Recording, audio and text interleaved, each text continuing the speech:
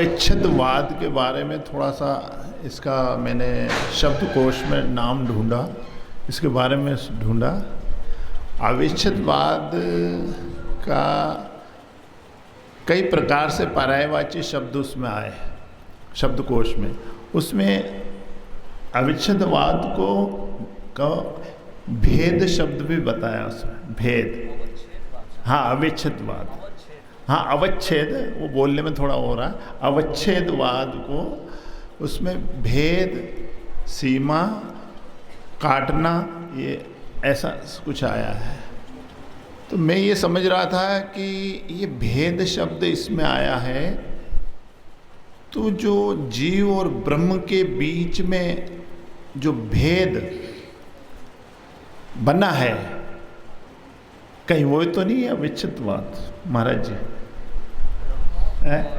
जीव, ब्रह्म और जीव के बीच में जो भेद माना जा रहा है, कहीं ऐसा इस ढंग से वो काटता है। हाँ, इस ढंग से काटता है, ऐसा मैंने उसको देखा तो थोड़ा सा अंदर चिंतन किया। खैर अच्छा रहा, आज आप लोगों ने सभी ने इसको बहुत अच्छी तरह से बताया।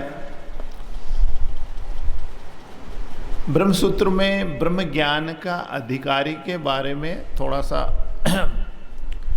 विश्लेषण है। ब्रह्मसूत्र कहता है कि ब्रह्म ज्ञान में धन हो अथवा जाति का कोई विचार नहीं होता, ब्राह्मण बुद्धि होना आवश्यक है। जो सब प्रकार से शांत है वही ब्रह्म ज्ञान का अधिकारी है। तो इस प्रकार ब्रह्म ज्ञान का प्रत्येक व्यक्ति को अधिकार बताया है ब्रह्मसूत्र वेदांत दर्शन में। उसकी बुद्धि, ब्राह्मणत्व बुद्धि होना चाहिए। भगवत गीता में भी भगवान ने यहाँ तक कह दिया है कि पापी से पापी भी ज्ञान की नौका में बैठकर भवसागर से पार हो सकता है। गीता के चौथे अध्याय का ये 36वां श्लोक है। अपि चेदसि पापेभ्यम सर्वेभ्यम पापकृतम सर्वज्ञानपेनैव मृजिनम सतृषसि। यदि तू अन्य सब पापियों से भी अधिक पाप करने वाला है तो भी तू ज्ञान रूप नौका द्वारा निसंदेह संपूर्ण पाप समुद्र से भली भांति पार हो जाएगा, तिर जाएगा। तो सज्जनों, ध्यान देने की ये बात है कि हमारे घर में चिंतामणि है, पारस पत्थर है, लेकिन उसे न जानने से ही हम कंगाल हो रहे हैं। उसके न जानने से ही हम कंगाल हैं। घर में ही है, पारस पत्थर है, चिंतामणि है, लेकिन हम उसको न जानने से कंगाल। आत्मा का साक्षात्कार कहीं बाहर नहीं होता, आत्मा का साक्षात्कार हमारे अंदर ही होता है। लेकिन अज्ञानता के कारण हम वो साक्षात्कार नहीं कर पा रहे हैं। क्यों? क्योंकि मनुष्य को का एक लक्ष्य, एकमात्र लक्ष्य उसका भगवत प्राप्ति के लिए होना चाहिए। अगर वो भगवत प्राप्ति करता है तो शनै शनै उसको आत्म साक्षात्कार होगा। निरंतर भगवत उपासना से, निरंतर भगवत उपासना से हमारा अंतःकरण शुद्ध होगा। अंतःकरण शुद्ध होगा तो ज्ञान वैराग्य की प्राप्ति होगी भगवत उपासना से। और जब ज्ञान वैराग्य की प्राप्ति होगी तो महाराज ये जीव के उपाधिभूत अहंकार का नाश होगा। ये जब तक जीव ने ये अहंकार ओढ़ रखा है तब तक अज्ञान है, वो ब्रह्म को कैसे जान पाएगा? तो जीव शब्द ही अज्ञान है, अज्ञान के कारण ये जीव बना हुआ है। तो आज बाबा जी ने छूट दे दी है कि आप जो चाहे, जो समझ में आए वो बोलना, जैसा भी आप लोगों। तो ऐसा जो मेरा मन का उद्गार है वो मैं आपको बोलूँ, जो मैंने अंदर से जो लग रहा है। तो निरंतर भगवत उपासना से अंतःकरण शुद्ध होगा, फिर ज्ञान वैराग्य जागेगा, फिर उसके बाद हमारा ये जो जीव है, ये जो अहंकार इसने ओढ़ रखा है, उसका नाश होगा। फिर उसके बाद हमारी देहात्मिक बुद्धि की निवृत्ति होगी, और जब देहात्मक बुद्धि की निवृत्ति होगी तब जाकर हमें आत्म साक्षात्कार होगा। हम शरीर को लेके बैठे हैं तो कैसे होगा?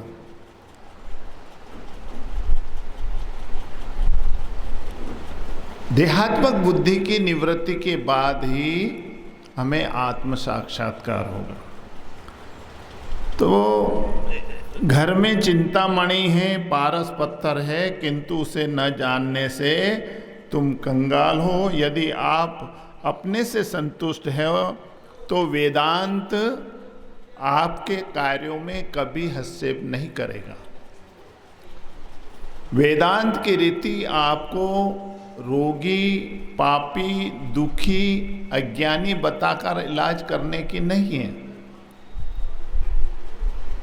वेदांत की जो रीति है वो आपको रोगी, पापी, दुखी, अज्ञानी बताकर इलाज करने की नहीं है।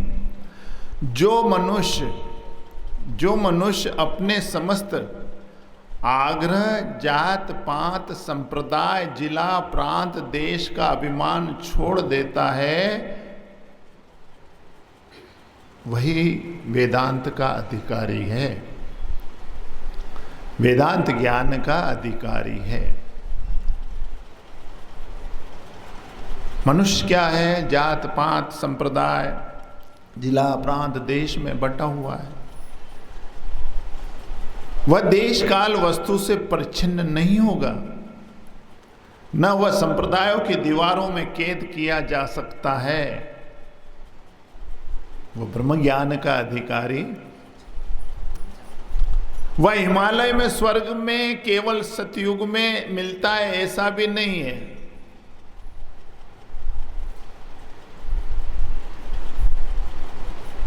तो सज्जनों ध्यान देना, दूसरे से प्राप्त सुख सुख नहीं है, पराधीनता है।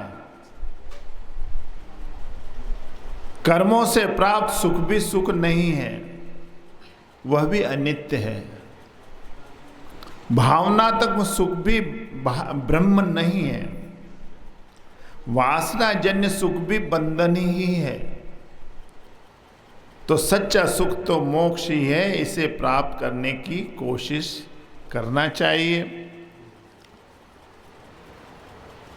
परंतु मोक्ष रूपी सुख अज्ञान रूपी ग्रंथि के भेदन होने के पश्चात ही प्राप्त होगा, ये ध्यान देना। जिसके साथ मेरा भाव जुड़ा हो वही दुख की सृष्टि है।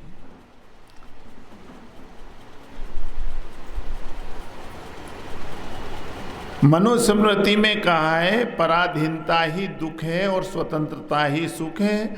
दुख और सुख यही लक्षण समझ लेना चाहिए। अष्टावक्र गीता में एक जगह कहा है कि यह स्वतंत्रता सभी प्रकार के बंधनों से मुक्ति है तथा बंधन ही दुखों का कारण है। आत्मबोध होना ही परम स्वतंत्रता है। इसके बिना सुख की प्राप्ति कदापि नहीं होती। और सज्जनों ध्यान देना, जिसको बोध नहीं हुआ उसके लिए ज्ञान भी निरर्थक है। जब तक हमें बोध नहीं होगा तब तक ज्ञान कैसे हमारे अंदर बैठेगा। इसलिए ब्रह्मानंद जी कहते हैं, बजाना ढोला, बस 5 मिनट और बचे मेरे।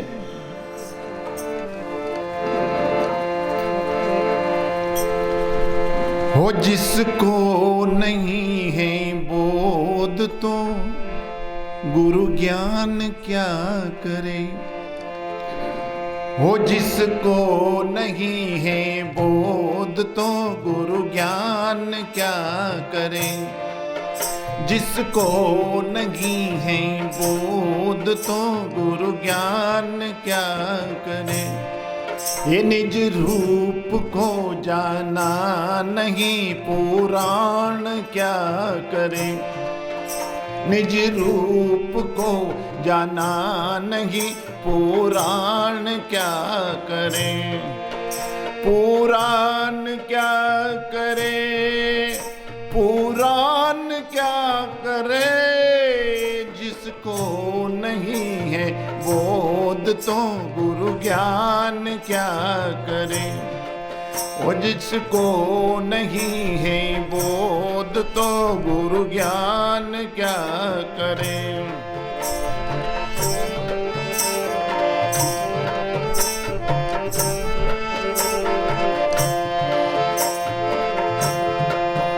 घट घट में ब्रह्म ज्योत का प्रकाश हो रहा। हो प्रकाश हो रहा। घट घट में ब्रह्म ज्योत का प्रकाश हो रहा। हो प्रकाश हो रहा। मीटे न द्वैत भाव तो फिर ध्यान क्या करे। मीटे द्वैत भाव तो फिर ध्यान क्या करे। जिसको नहीं बोध तो गुरु ज्ञान क्या करे। हे निज रूप को जाना नहीं पुराण क्या करे।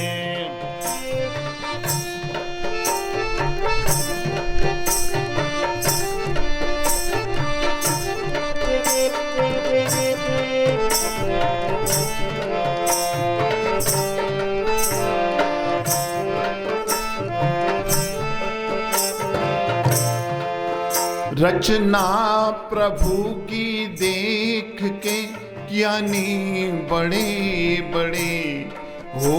ज्ञानी बड़े बड़े। रचना प्रभु की देख के ज्ञानी बड़े बड़े हो। ज्ञानी बड़े बड़े। पावे न कोई पार तो नादान क्या करे। पावे न कोई पार तो नादान क्या करे। जिसको नहीं बोध तो गुरु ज्ञान क्या करे। ओ निज रूप को जाना नहीं पुराण क्या करे।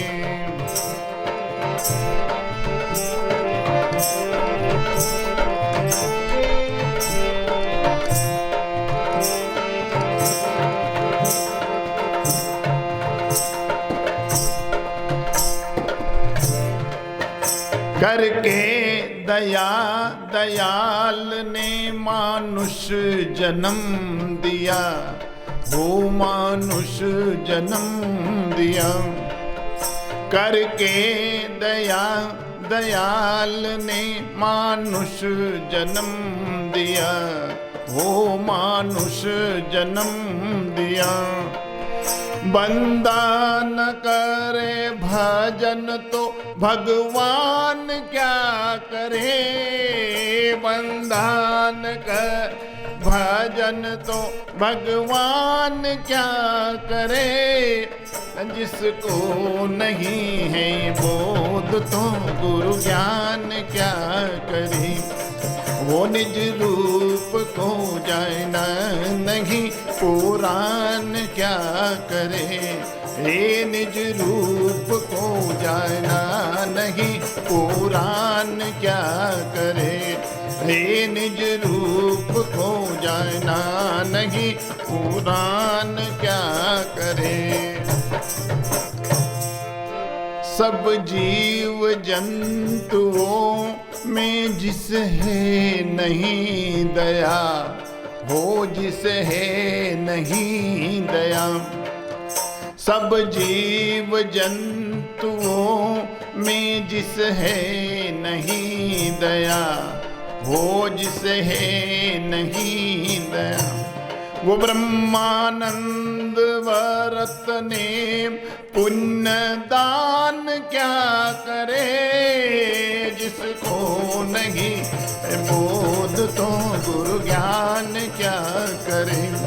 वो निज रूप को जाना नहीं पुराण क्या करे। वो निज रूप को जाना नहीं पुराण क्या करे। हो जिसको नहीं बोध तो गुरु ज्ञान क्या करे। सद्गुरुदेव भगवान की जय। हरिओम तत्सत। हरिओम तत्सत। हम श्रवण कर रहे हैं आत्मा के बारे में या ब्रह्म के बारे में या एक ऐसे ज्ञान के बारे में, तत्व ज्ञान के बारे में जो हमें जन्म मरण के चक्र से छुटकारा दिला करके परम गति की प्राप्ति कराता है। सुबह के सत्र में मर्मज्ञ विद्वान संतों ने ये जो विषय दिए गए हैं इस पर अपने अनुभवों को व्यक्त किया। आप लोगों ने ये सब की परिभाषाएं, फिर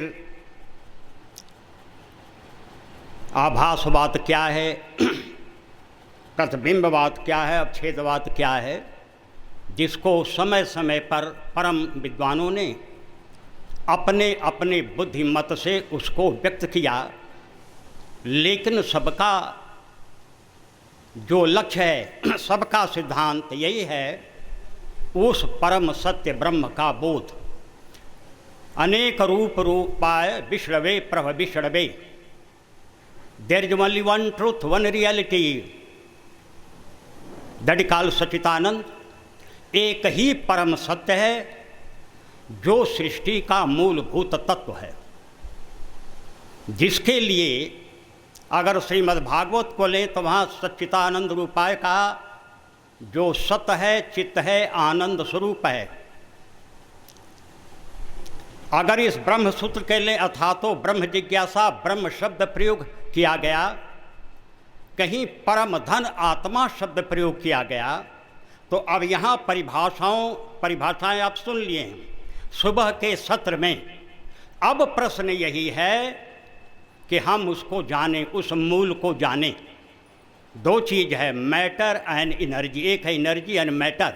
सुबह के सत्र में था, सारी चीज़ें बता दी गई जीव के बारे में, तो जीव ब्रह्म का अंश है।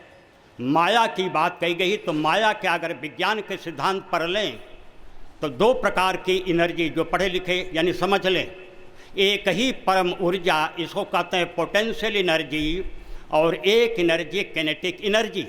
तो पोटेंशियल एनर्जी क्या है? शांताकारम भुजगशयनम, जिसमें कोई क्रिया नहीं है लेकिन सब कुछ उसमें विद्यमान है। उसको कहा वेदों के आधार पर शब्द ब्रह्म।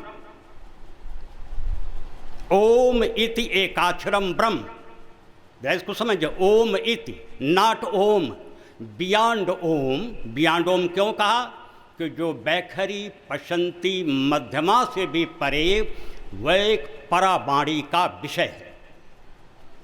जरा समझें तो वो क्या है? अव्यक्त है। अव्यक्तो अक्षरस्तमाहु परमाम गतिम यम प्राप्य न निवर्तन्ते तद्धाम परमम मम। तो गीता का क्या सिद्धांत? भगवान ने कहा जो उस अव्यक्त अक्षर, और मन नहीं, व्यक्त मन जिसका कोई मैनिफेस्टेशन नहीं, अर्थात जो अनकंडीशनल रियलिटी है, फॉर्मलेस है, लेकिन जो फॉर्मलेस है उसी का फॉर्म ये जगत है, जिसके लिए हमारे बैठे हुए प्रतिष्ठित संतों ने अध्ययन और अनुभव के आधार पर कहा ब्रह्म सत्य जगत मिथ्या। तो अब इसको गीता के सिद्धांत पर एक शब्द है, जहाँ गीता अध्याय में 15 में संसार वृक्ष की बात कही गई है। एक बीज है, इसको ऐसे समझ सकते हैं, तब ये तीनों बातें इसमें आ जाएंगे प्रवचन में, अलग अलग नहीं समझाना, क्योंकि कोई परीक्षा नहीं देना है। जो सबसे बड़ी परीक्षा हम लोगों को देना है वह ये है कि अंतिम समय में हम उस अव्यक्त नाम का शब्द ब्रह्म का सुमरण करते हुए कैसे उस परम ज्योति में समा जाएं। इसलिए मैंने गीता का आधार दिया। तो बीज है, एक बीज क्या है? बीज शब्द ब्रह्म बीज, जो सृष्टि से पहले था। When there was no creation something existed. तो क्या एग्जिस्टेड? उसी को बाइबल में एक शब्द है, in the beginning there was the word. सृष्टि के आदि में शब्द था। वही बात यानी वेदों की बात है, उसी को अव्यक्त अक्षर कहा, उसी को प्राइमोर्डियल एनर्जी कहा। तो और वही सर्वव्याप्त है। सर्वव्याप्त मतलब सृष्टि में भी व्याप्त। अगर आप सागर के किनारे जाइए, मैं तो विदेशों में बहुत गया हूँ, एक गुंजन, एक अनाहत नाद, एक आवाज़ आती है। तो क्या आवाज़ आती है? वो सब आप लोगों को प्रवचन में बताया गया है। ओम इति एकाक्षरम ब्रह्म सह अहं सोहं। लेकिन इसको वाणी से नहीं कहना है, वो वाणी का विषय नहीं है, वो तो जब सदगुरु मिलेंगे तब यानी बताएंगे। तो हम ये कह रहे हैं कि बीज का ट्रांसफॉर्मेशन, किसी चीज़ का अगर ब्रह्म अविनाशी है, एकम ब्रह्म द्वितीयम नास्ति, तो किसी चीज़ का नाश नहीं होता है, केवल ट्रांसफॉर्मेशन होता है, परिवर्तन, रूपांतरण। यहाँ तक कि शरीर भी, कहने की भाषा में हम कह सकते हैं, हम कहते हैं कि शरीर को जला दिया गया, नष्ट हो गया, लेकिन नहीं, शरीर भी आपने जलाया, इसका ट्रांसफॉर्मेशन किस रूप में होगा? राख बन गया।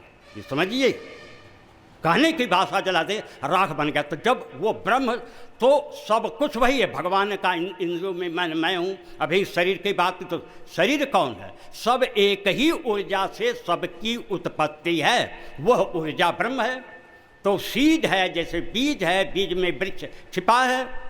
शब्द ब्रह्म में अनंत सृष्टियाँ छिपी हैं, लेकिन वो विजिबल नहीं है, वो दृष्ट गोचर नहीं है। तुम हो एक अगोचर, सबके प्राणपति, किस विध मिलूं दया में तुमको मैं कुमति। तो कुमति को सुमति में, अर्थात जब तक मन और बुद्धि का ट्रांसफॉर्मेशन, यानी जब तक मन या बुद्धि उस अखंड शब्द में, यानी सोहंग नाद जगाओ सदगुरु, सोहंग नाद जगाओ, उस नाद में, परम ज्योति में जब तक एक तारतम्यता, सामंजस्य, एकाकारता नहीं होगी, तब तक हम इसको नहीं समझ पाएंगे।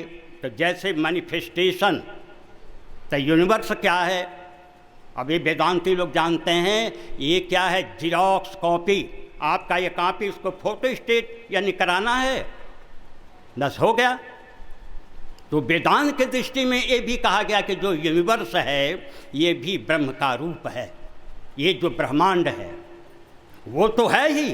तो ये जो है जीरोक्स कॉपी, हर एक चीज़ें उसी ऊर्जा का एक रूपांतरण, चाहे मन हो, बुद्धि हो, चित्त हो, अहंकार है, चाहे ये शरीर हो, लेकिन सबकी एक अलग जो है अवधारणा कहिए, या कब तक उनका एग्जिस्टेंस है, या इन सब का एग्जिस्टेंस उस परम सत्ता की वजह से है। अनेक रूप रूपाय विश्रवे प्रभ विश्रवे, वी माने विशेष, विष्णु का मतलब क्या होता है? विशेष अणु, सूक्ष्माति सूक्ष्मम। इसलिए उस ब्रह्म कहा सूक्ष्म से सूक्ष्म है, वह इंद्रियों का विषय नहीं है, अचिंतम है, अग्राह्यम है। तो जो इंद्रियों का विषय है उसको कैसे जानेंगे? कई विद्वान कहते अज्ञात है, अज्ञात तो है, लेकिन ऋषियों ने उसको जाना। तो कैसे जाना? गुरुओं की कृपा से। जब उनका 10वां दरवाज़ा खुला, 5 ज्ञानेंद्रियों से नहीं, जब यहाँ का दरवाज़ा खुला, 6वीं इंद्रिय। इसीलिए भगवान ने क्या कहा? देखिए भगवान तो सामने हैं, वेदांत में कि भाई एक ही मिट्टी है और मिट्टी के कई पात्र बन के उसका नाम और रूप हो गया, और वेदांत के नाम रूप मिथ्या है। मिथ्या मीन्स परिवर्तनशील, तो सृष्टि भी परिवर्तनशील, लेकिन इसी परिवर्तन जगत में एक अपरिवर्तनीय सत्ता है। उस सत्ता की सानिध्यता में होना तक किसको सानिध्य होना है? जब मन और बुद्धि वहाँ जाएगी, कहाँ? थ्रू मेडिटेशन, ध्यान, ध्यानम निर्विषयम मन, तब जाकर के ये मन की चंचलता, तब हमारा जो तादम्य है, जो हम समझ रहे हैं कि मैं शरीर हूँ जबकि सही नहीं हूँ, मैं मन हूँ, मैं बुद्धि हूँ, मैं चित्त हूँ, मैं अहंकार हूँ, नो। जो सच्चिदानंद शिव ओम की भावना, शिव मैंने कोई आकार मत समझिए, शिव का मतलब कोई आकृति मत समझिए, उसकी कोई आकृति नहीं। अव्यक्तम व्यक्तिम आपन्नम मनन्ते माम अबुद्धय, भगवान ने कहा कि जो मुझे व्यक्ति समझते हैं, फॉर्म रूप में समझते हैं, वो क्या है? अज्ञानी हैं। तो ज्ञानी कौन है? जो आत्मरूप, आत्मा ही ज्ञान स्वरूप, वही ज्ञानी। लेकिन वहाँ तक पहुँचने के लिए एक त्रिपुटी का सारा ज्ञान ज्ञेयम ज्ञानगम्यम हृदय सर्वस्व विश्चितम, एक सहारा, एक हेल्प लेना है, ज्ञाता ज्ञान गे। जब एक ज्ञाता ज्ञान गे में शुरू में जब गुरु हमें मार्गदर्शन करेंगे, बताएंगे, तब वहाँ पहुँचेंगे उस अनुभूति में जो अनुभूति स्वरूप फिर वहाँ वाणी नहीं है। इसी बात की अनुभूति को शिव पुराण की वायव्य संहिता उमाखंड में पढ़ सकते हैं। और गीता के आधार पर भगवान ने क्या कहा? कोई फिलॉसफी नहीं दिया, वो कहा स्वधर्म निधनम श्रेय पर धर्म भयावह। तो पर धर्म क्या है? स्वधर्म क्या? स्वधर्म क्या है? स्वभावो अध्यात्म उच्चते, अपने स्वभाव में। हमारा क्या स्वभाव है? सच्चिदानंद रूपा है कि मैं सत हूँ, चित्त हूँ, आनंद स्वरूप। तो वो क्रिया कैसे होगी? किसी जानने वाले से। उत्तिष्ठ जागृत प्राप्य वरान निबोधत। वरान कौन है? सेल्फ इनलाइटेंड सोल, एक जलता हुआ दीपक लाखों दीपक को प्रकाशित कर देता है। इसलिए जो बोध स्वरूप सद्गुरु होते, सद्गुरु का बहुत महत्व है। भगवान शंकराचार्य ने तो यहाँ तक कहा, खड़ंगादि वेदों मुखे शास्त्र विद्या कवित्वाद गद्यम सुपद्यम करोति मनश्चैन लग्नम गुरोरंध्र पद में ततः किम ततः किम ततः किम ततः किम। यदि आपने सब कुछ सुना, चारों वेद छह शास्त्रों का ज्ञाता हो गए, कविता लिखने लगे, गद्य लिखने लगे, सब कुछ आपके पास हो गया कि हाँ मुझे, लेकिन कोई भी नहीं बता सकता पूरे इंडिया में कोई कहे संत कि मुझे चारों वेदों के सभी मंत्र कंठस्थ हैं। इसको समझ लीजिए, इस विद्या को कोई नहीं कह सकता नहीं मुझे चारों वेद कंठस्थ हैं। लेकिन कंठस्थ नहीं तो कंठ में है। हमें तो बस परिधि पर नहीं, परिधि क्या है? ये जगत है। अभी सारी बात आई, परिधि क्या? अपने को जीव मानना, परिधि क्या? अपने को मन बुद्धि समझना। लेकिन जो मूल केंद्र है, जो न्यूक्लियस आत्म केंद्र में प्रतिष्ठित होना, तो तभी भगवान ने कहा, क्या कहा? स्वधर्म। स्वधर्म ने हमारा जो सच्चिदानंद स्वरूप है, जो ब्रिलियंट फॉर्म है, उसको जान जाए तो सब कुछ जाना जा सकता है। जैसे सागर की एक बूंद है, सागर की एक बूंद को आपने टेस्ट किया, अनुभव किया, तो और सागर क्या है? अनंत बूंदों का एक मिलन। आप सागर को जान गए, जरा तो समझिए। तो एक बूंद क्या है? अहम ब्रह्मास्मि का बोध। और जब अहम ब्रह्मास्मि का बोध हो गया, जब अपने हृदय गुहा के अंदर या हृदय के अंदर ये जान लिया कि हमारा हृदय जिससे प्रदीप्त है, उस चेतन, जो चैतन्यता में सभी के अंदर जागरण है, तब है तस् प्रज्ञा प्रतिष्ठिता स्वभाव अध्यात्म उच्चते। तब वहाँ क्या होता है? सिंक्रोनाइजेशन। हम एकाकार हो जाते हैं। फिर वो क्या स्थिति है? वह वाणी का विषय नहीं, तो स्वभाव अध्यात्म उच्चते। जरा इसको समझें। हर व्यापक सर्वत्र समाना, प्रेम से प्रकट होई मैं जाना, भगवान शंकर की वाणी है। मैं जाना, मैं सही की बात नहीं, मैं जो तत्वमस, जो तू है वही मैं है। जो प्रज्ञानम ब्रह्म है वही तू, वही मैं है। अयम आत्मा ब्रह्म, क्योंकि एक के सिवा दूसरा नहीं है, उसी का इमिटेशन है। द होल वर्ल्ड उसी का इमिटेशन है। लेकिन हमें इमिटेशन के पीछे नहीं भागना है। पदार्थ जगत के पीछे नहीं भागना है, किसी आकृति में नहीं भागना है, क्योंकि किसी आकृति में जाएंगे, मन को लगाएंगे, मन वहाँ नहीं टिकेगा। ये भी समझ लें, 60 वर्ष के प्रवचन काल में मैंने यही देखा है। कई लोग तो मैं इस पर ध्यान करता हूँ, इस पर ध्यान करता हूँ, जो पूजा पाठ और उपासना का अंग है, लेकिन रियल उपासना क्या, वो प्रारंभिक स्थिति है, ऋषि महर्षि या कोई कर रहा होगा। लेकिन जब एक परम स्थिति में पहुँचे, परम स्थिति क्या, आत्म स्थिति। परम स्थिति क्या है, जानना कि हु ए माई, मैं को जान गया, सब कुछ जाना जा सकता है। फिर उसी से मोक्ष ऋते ज्ञानान मुक्ति, ज्ञानेन तू कैवल्यम, कैवल्य की प्राप्ति। इसलिए श्रीमद् भागवत के 6 दिन प्रवचन हुआ और 7वें दिन क्या महान ज्ञानी संत कहे तुम ओम नमः, या ये कहे कि तुम नमो भागवते वासुदेव वाय कहो, नो, सर्व वेदांत सारम यत ब्रह्म आत्म एकत्व लक्षणम वस्तु अद्वितीयम तन्निष्ठम कैवल्य एक प्रयोजनम।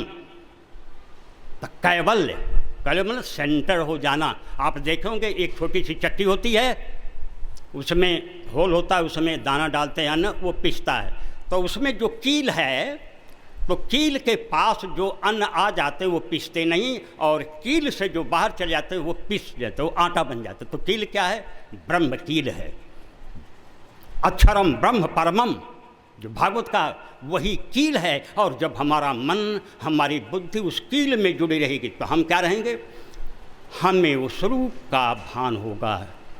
शंकर सहज स्वरूप सम्हारा। बहुत लोग कहते हैं कि शंकर राम का भजन कर, राम शंकर का, इट इज रॉन्ग।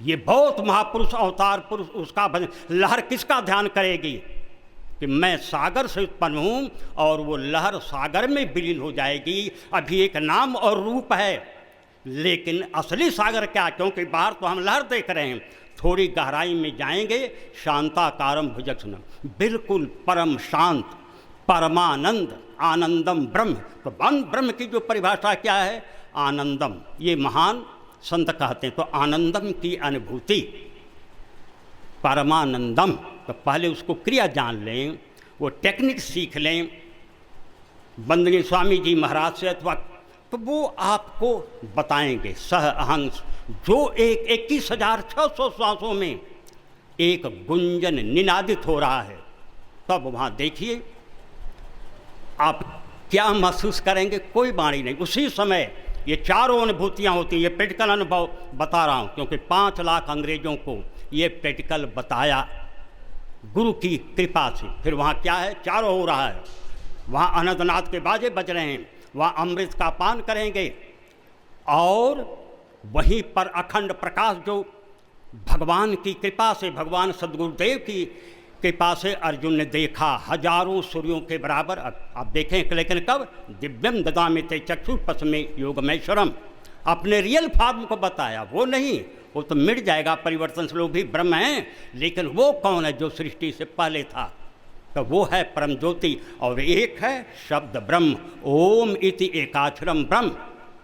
जरा शॉर्टकट में तो समय हो गया, आप सुने और महान संतों से परिभाषाएं बहुत कुछ सुन लिए हैं।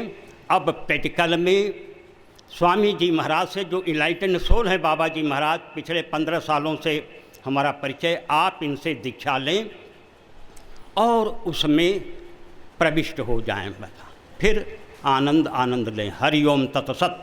प्रेम से बोलिए सच्चिदानंद भगवान की जय, आनंदमयी माता की जय। आज मैं एक चीज़ देखा तो मैं सोचता हूँ ये भी बोलना या सिखाना ज़रूरी है। हम लोग सब साधक है, साधना करने के लिए उपस्थित है।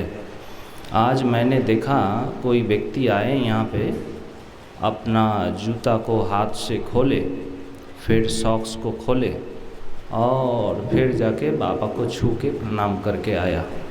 ये ठीक बात नहीं है, ये अच्छा नहीं लगा हमको। शौचता का बोध होना चाहिए। वहाँ पे नल भी लगा हुआ है, कम से कम हाथ धोया करिए। और एक चीज़ देखा, जो यहाँ पे कोई नाश्ता कर रहे थे, बाबा ने शायद बुलाया होगा, चले गए हाथ कपड़े में पोंछ के। ये नहीं होना चाहिए, ये साधना का ही अंग है, ये सीखना चाहिए। साधना मतलब हम अकेले अंधेरे में बैठ के ब्रह्म प्राप्ति कर लेंगे, ऐसा नहीं।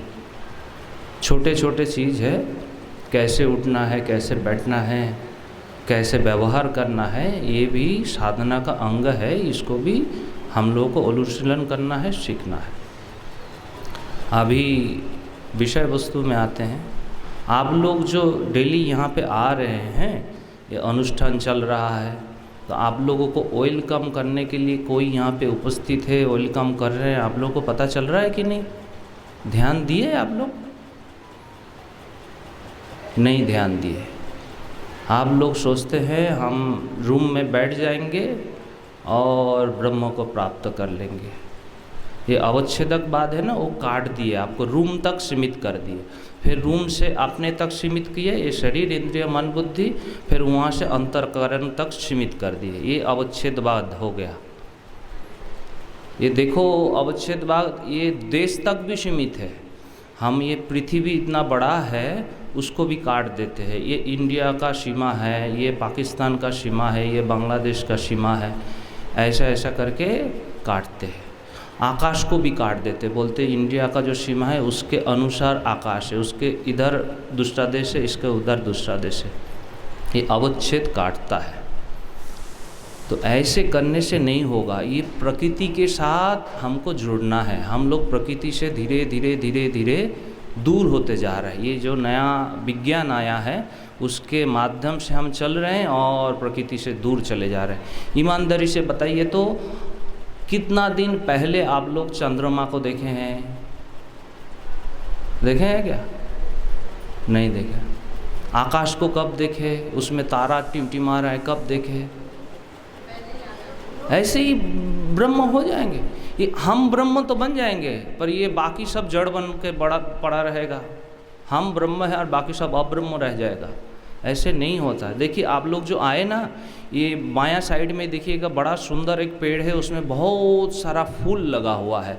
जैसे ये अनुष्ठान में वो भी शामिल हुए हैं, वो भी खिल के बैठे हुए हैं। उसके अंदर से कौन झांक रहा है, कौन उसके अंदर से प्रकाशित हो रहा है। और ये बायां साइड में देखिएगा और एक बड़ा पेड़ है, पहले वो गेट के सामने भी है, यहाँ पे भी है।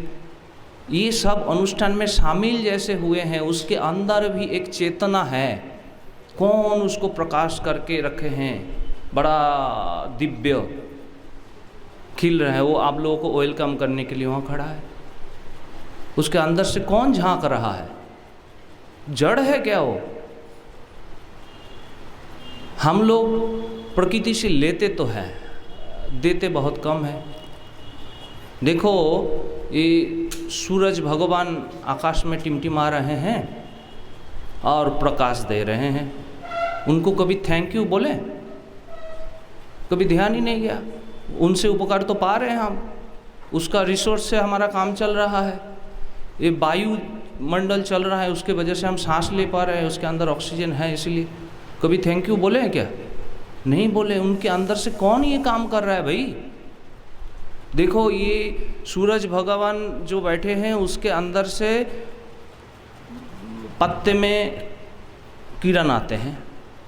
किरण आने से वो मिट्टी के नीचे से पानी को, रिसोर्स को वो लेते हैं और पत्ते में पहुंचाते हैं। फिर वहाँ पे छोटे छोटे छेद है, वो खाना बनाता है।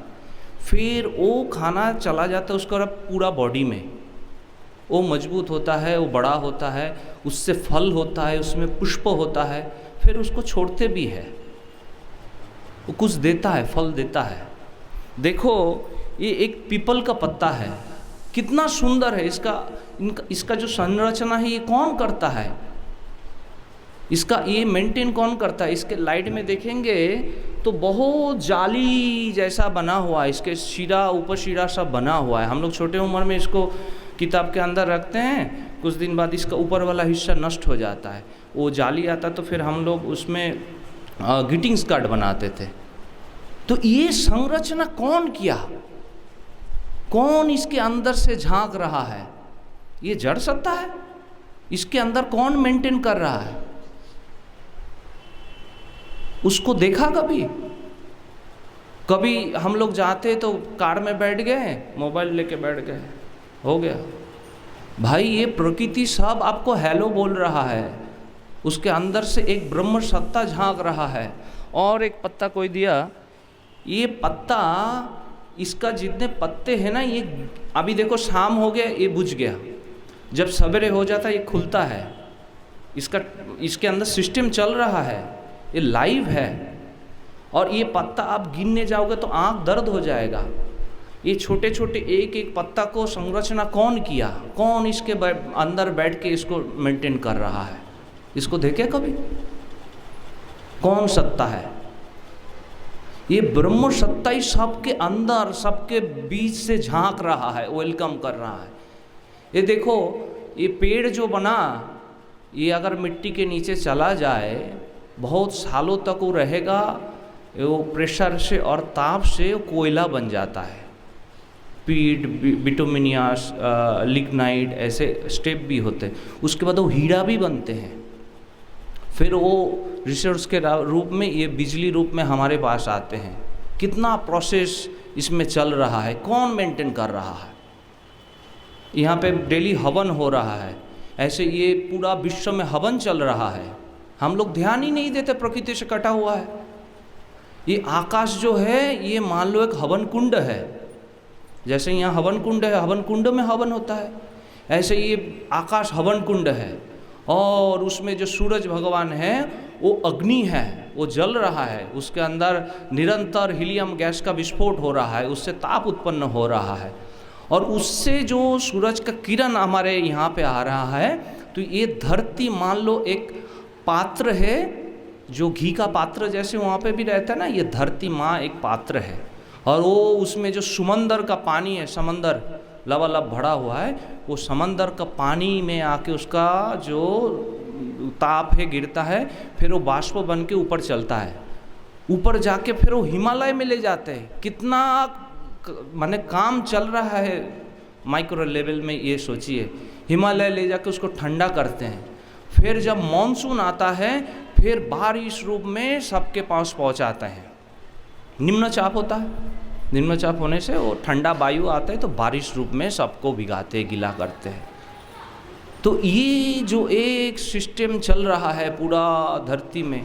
अच्छा, ये चंद्रमा जो बोला, देखो चंद्रमा में अपने से कोई प्रकाश नहीं है, वो सूरज का प्रकाश से प्रकाशित है। और रात होते तो बड़ा सुंदर चमकते हैं भैया, कैसे सुंदर दिखता है। और ये चंद्रमा है तभी वो समंदर में आते हैं लहर, और ज्वार भट्टा जिसको बोलते हैं, हिंदी में क्या बोलते हैं हमको पता नहीं है, वो होता है।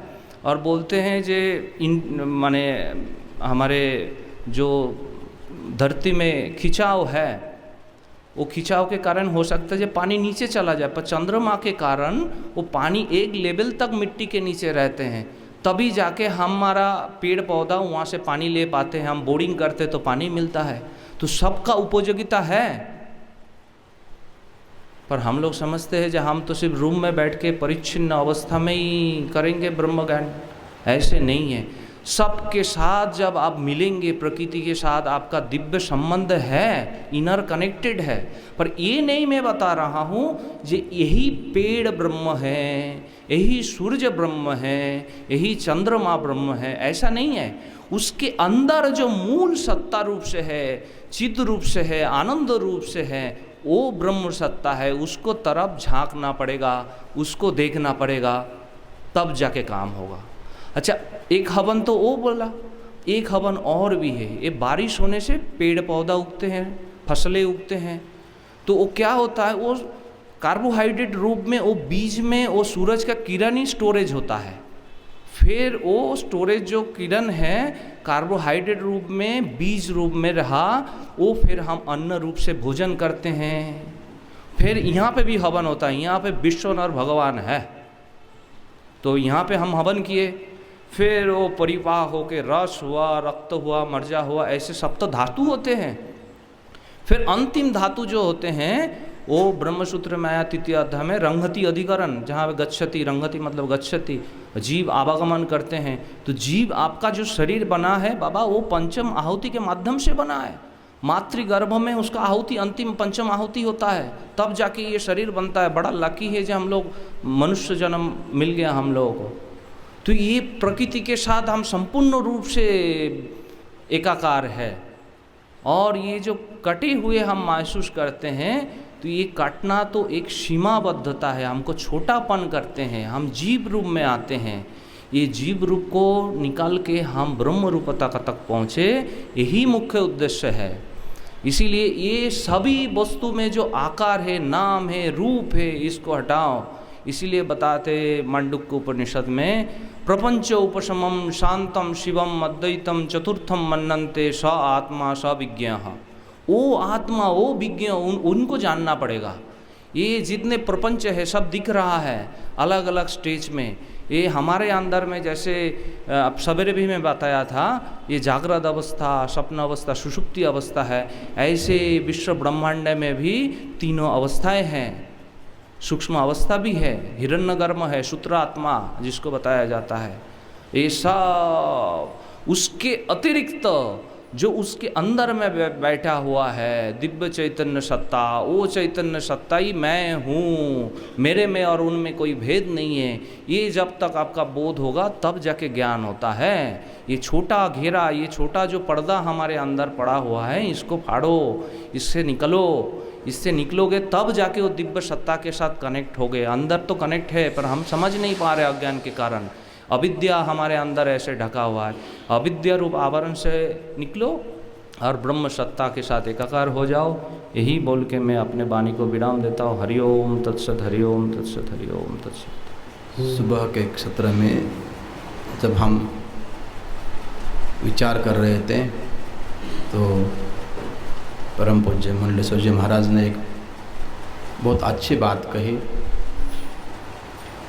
वेदांत के बारे में, अपने शास्त्रों के बारे में बोलते बोलते एक बात बोल के गए हूँ।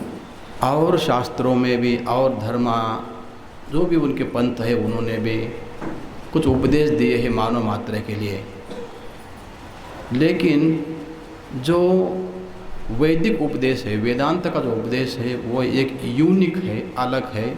उसके बराबरी और उसके समान और कोई धर्म ग्रंथ मानवता को उपदेश देता नहीं है।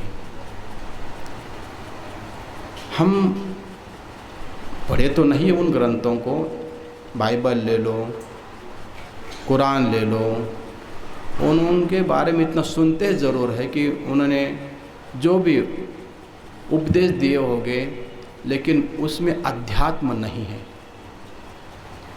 आध्यात्मिक उपदेश नहीं है। परमात्मा के बारे में उपदेश होगा, सृष्टि के बारे में उपदेश होगा, लेकिन जिसको हम बोलते अध्यात्म, स्वयं के बारे में, आत्मानम अधिकृत्य वर्तते अध्यात्मम, स्वयं के बारे में, स्वरूप के बारे में, उपाधि के बारे में जो विचार होता है हमारे वेदांत शास्त्रों में, वो और किसी ग्रंथों में नहीं है। और ना भी तक किसी से मुझे सुना ही नहीं। मैंने स्पष्ट कहा कि मैंने पढ़ा तो नहीं उन ग्रंथों को, लेकिन संतों के मुंह से सुनने में आ जाता है कि उनमें और विचार बहुत कुछ है, लेकिन आत्मीय विचार, आध्यात्मिक विचार नहीं। आदि भौतिक विचार हो सकता है, आदि दैविक विचार हो सकता है, आध्यात्मिक विचार की परंपरा केवल वेदांत में ही है। हम अनेक बार ये भी सुनते हैं कि जीवात्मा और परमात्मा दो नहीं एक ही है। ये तो स्पष्ट वेदांत का ही उपदेश है। भगवान शंकराचार्य जी का वाक्य है, जीव ब्रह्मैव न अपरः श्लोकार्धेन प्रवक्ष्यामि यदुक्तम ग्रंथ कोटिभिः ब्रह्म सत्यम जगन मिथ्या जीव ब्रह्म एव न अपरः। ये वेदांत का ही उपदेश है और किसी शास्त्रों का उपदेश नहीं है। और इसी को भले ही वो समझे, लेकिन मानेंगे भी नहीं, मानते भी नहीं। उनके लिए जो डिफरेंस है, जो गैप है जीव और परमात्मा का, वो बरकरार है, वो बनाए रखना चाहते हैं। उनमें इसी के कारण ही जिसको बोलते हैं ना, जो एकात्म भाव, सर्व के प्रति समरसता का भाव आ नहीं सकता है, क्योंकि उनके बीच में वो जो उपदेश दिया गया है वो विभाजन का ही है, द्वैत का ही उपदेश है, अद्वैत का उपदेश बिल्कुल नहीं है। और हमारा शास्त्र वेदांत शास्त्र सर्वत्र ब्रह्म दर्शन और सर्वत्र के सब के अंदर अपने को भी इंक्लूड किया जाता है। अस्ति भाति प्रियम रूप नामम चांश पंचकम आद्यत्रयम ब्रह्म रूपम जगद रूपम ततोद्वयम। इस पर विचार करेंगे तो मालूम पड़ता है कि कोई भी ऐसा एक जो सुखा तिनका भी परमात्मा से अलग नहीं है। जीव मात्राओं को तो है ही, जितने जीव है जीव में अस्थि रूप से परमात्मा का वास है, भाति रूप से परमात्मा का वास है, प्रिय रूप से परमात्मा का वास है। इसको तो हम स्वीकार करते ही करते हैं, लेकिन शास्त्र बोलता है कि ऐसा कोई भी पदार्थ जिसको हम जड़ बोलते हैं उस जड़ पदार्थ के अंदर भी परमात्मा का वास नहीं है, ऐसा हम सिद्ध नहीं कर सकते। अस्थि वो क्या है? सत्ता, परमात्मा सत्ता है और है उसका बोध होता है, इसलिए भाति परमात्मा सत्ता है, परमात्मा का ही वास है। और प्रिय के बारे में थोड़ा सा लोगों के मन में ऐसा विचार आ जाता है कि कैसा प्रिय हो सकता है, हर चीज़ प्रिय कैसे हो सकती है। उसके शास्त्रकार आचार्य बता देते प्रिय का अर्थ लेते हैं उपयोगी, उपयोगिता, यूजफुलनेस। ऐसा कोई भी जगत के अंदर पदार्थ नहीं वो टोटली यूजलेस हो, अपने लिए निरुपयोगी हो सकता है, लेकिन और किसी ना किसी के लिए उपयोग होता है। तो हर पदार्थ के अंदर उपयोगिता है, मेरे लिए नहीं, औरों के लिए और किसी के लिए, दूसरे जीवों के लिए आपस में उसका उपयोग होता ही होता है। तो ये जो तीनों रूप हम बोलते हैं अस्ति भाति प्रिय, इसी से संपूर्ण ब्रह्मांड व्याप्त है और यही परमात्मा का वास्तविक स्वरूप है। यही वास्तविक स्वरूप परमात्मा का क्या मुझ में नहीं है? अस्ति भाति प्रिय मुझसे अलग है, अस्ति भाति प्रिय मैं भी हूँ, मेरा भी बोध मुझे होता है। हाँ, अपने स्वयं के बारे में विचार करेंगे, अपने में परमात्मा का अस्थि अंश है, सिद्ध करना पड़ेगा। मैं हूँ या नहीं हूँ, कभी किसको संदेह होता है मैं हूँ या नहीं हूँ? मैं हूँ, अस्थि, मेरी एग्जिस्टेंस है, मेरी सत्ता है, परमात्मा का वास है, मुझे मालूम है मैं हूँ, बोध है, मेरे बारे में भातित्व है। और प्रिय तो उसके बारे में विचार ही क्या करना है, मैं अपने लिए प्रिय हूँ या नहीं हूँ? मेरे लिए मैं प्रिय हूँ, औरों के लिए भी मैं प्रिय हूँ, मेरी उपयोगिता सभी के लिए है, अन्य बड़ी संपूर्ण जगत के लिए नहीं होगी, कुछ तो ऐसे तत्व होंगे जिनके लिए मेरी उपयोगिता है। तो अस्ति भाति प्रिय तत्व मुझ में है, जैसा मुझ में है वैसा ही सभी में है। यह उपदेश केवल हमारा शास्त्र देता है, वेदांत शास्त्र अपना सनातन शास्त्र देता है। इसलिए सुबह महाराज जी का शब्द मैंने सुना तो मुझे लगा एक बात सच्चाई ही। और तो और स्वरूप के बारे में तो हो गया, उसके पश्चात देखो अपने अंदर का थोड़ा इंट्रोस्पेक्शन करना है, अंदर स्वयं विचार करना है, मैं कौन हूँ। ऐसा विचार कौन से शास्त्र में किया गया है? हम शरीर नहीं हूँ, मैं शरीर नहीं हूँ, ऐसा विचार और शास्त्रों में कहीं नहीं मिलेगा। शरीर नाम और रूपात्मक ये द्वैत जगत का हिस्सा है, ये वेदांत शास्त्र बता देता है। इसके अंदर हम चले जाएंगे तो मेरा जो आध्यात्मिक रूप जिसको हम कहेंगे उपाधि तत्व है, सूक्ष्म शरीर, मेरा कर्म इंद्रिय, मेरे ज्ञान इंद्रिय, मेरे पंच प्राण, मेरा अंतकरण, ये मेरे है, मैं नहीं हूँ। यह विचार वेदांत शास्त्र ही करा देता है और किसी शास्त्र में विचार नहीं है। इसलिए हमें ये क्या उसके बोलते स्वाभिमान होना चाहिए, अपने बारे में प्राउड फीलिंग होना चाहिए कि हम ऐसे सनातन संस्कृति में हमारा जन्म हुआ है और उससे भी आगे हमें ऐसे संतों के साथ रहने का अवसर मिला है जिनके मुख से हमें ऐसे अपने स्वयं के बारे में, अध्यात्म के बारे में सुनने को मिलता है। वे समय समय पर मार्गदर्शन देते रहते हैं। अपने पूर्वाचार्यों ने भी इस बारे में हमने कितनी बार कितने रूपों में उपदेश दिए हैं। जैसे सुबह का हम विचार कर रहे थे, हमारा कर्म कांड भी हमारे लिए उपयोगी ही है, उपासना का जो पोर्शन है हमारा वेद का वो भी हमारे उपयोगी है और ज्ञान का तो है ही है। उसके साथ साथ हम देखते हैं समय समय पर हमारे लिए अपनी संस्कृति के अनुसार त्योहारों का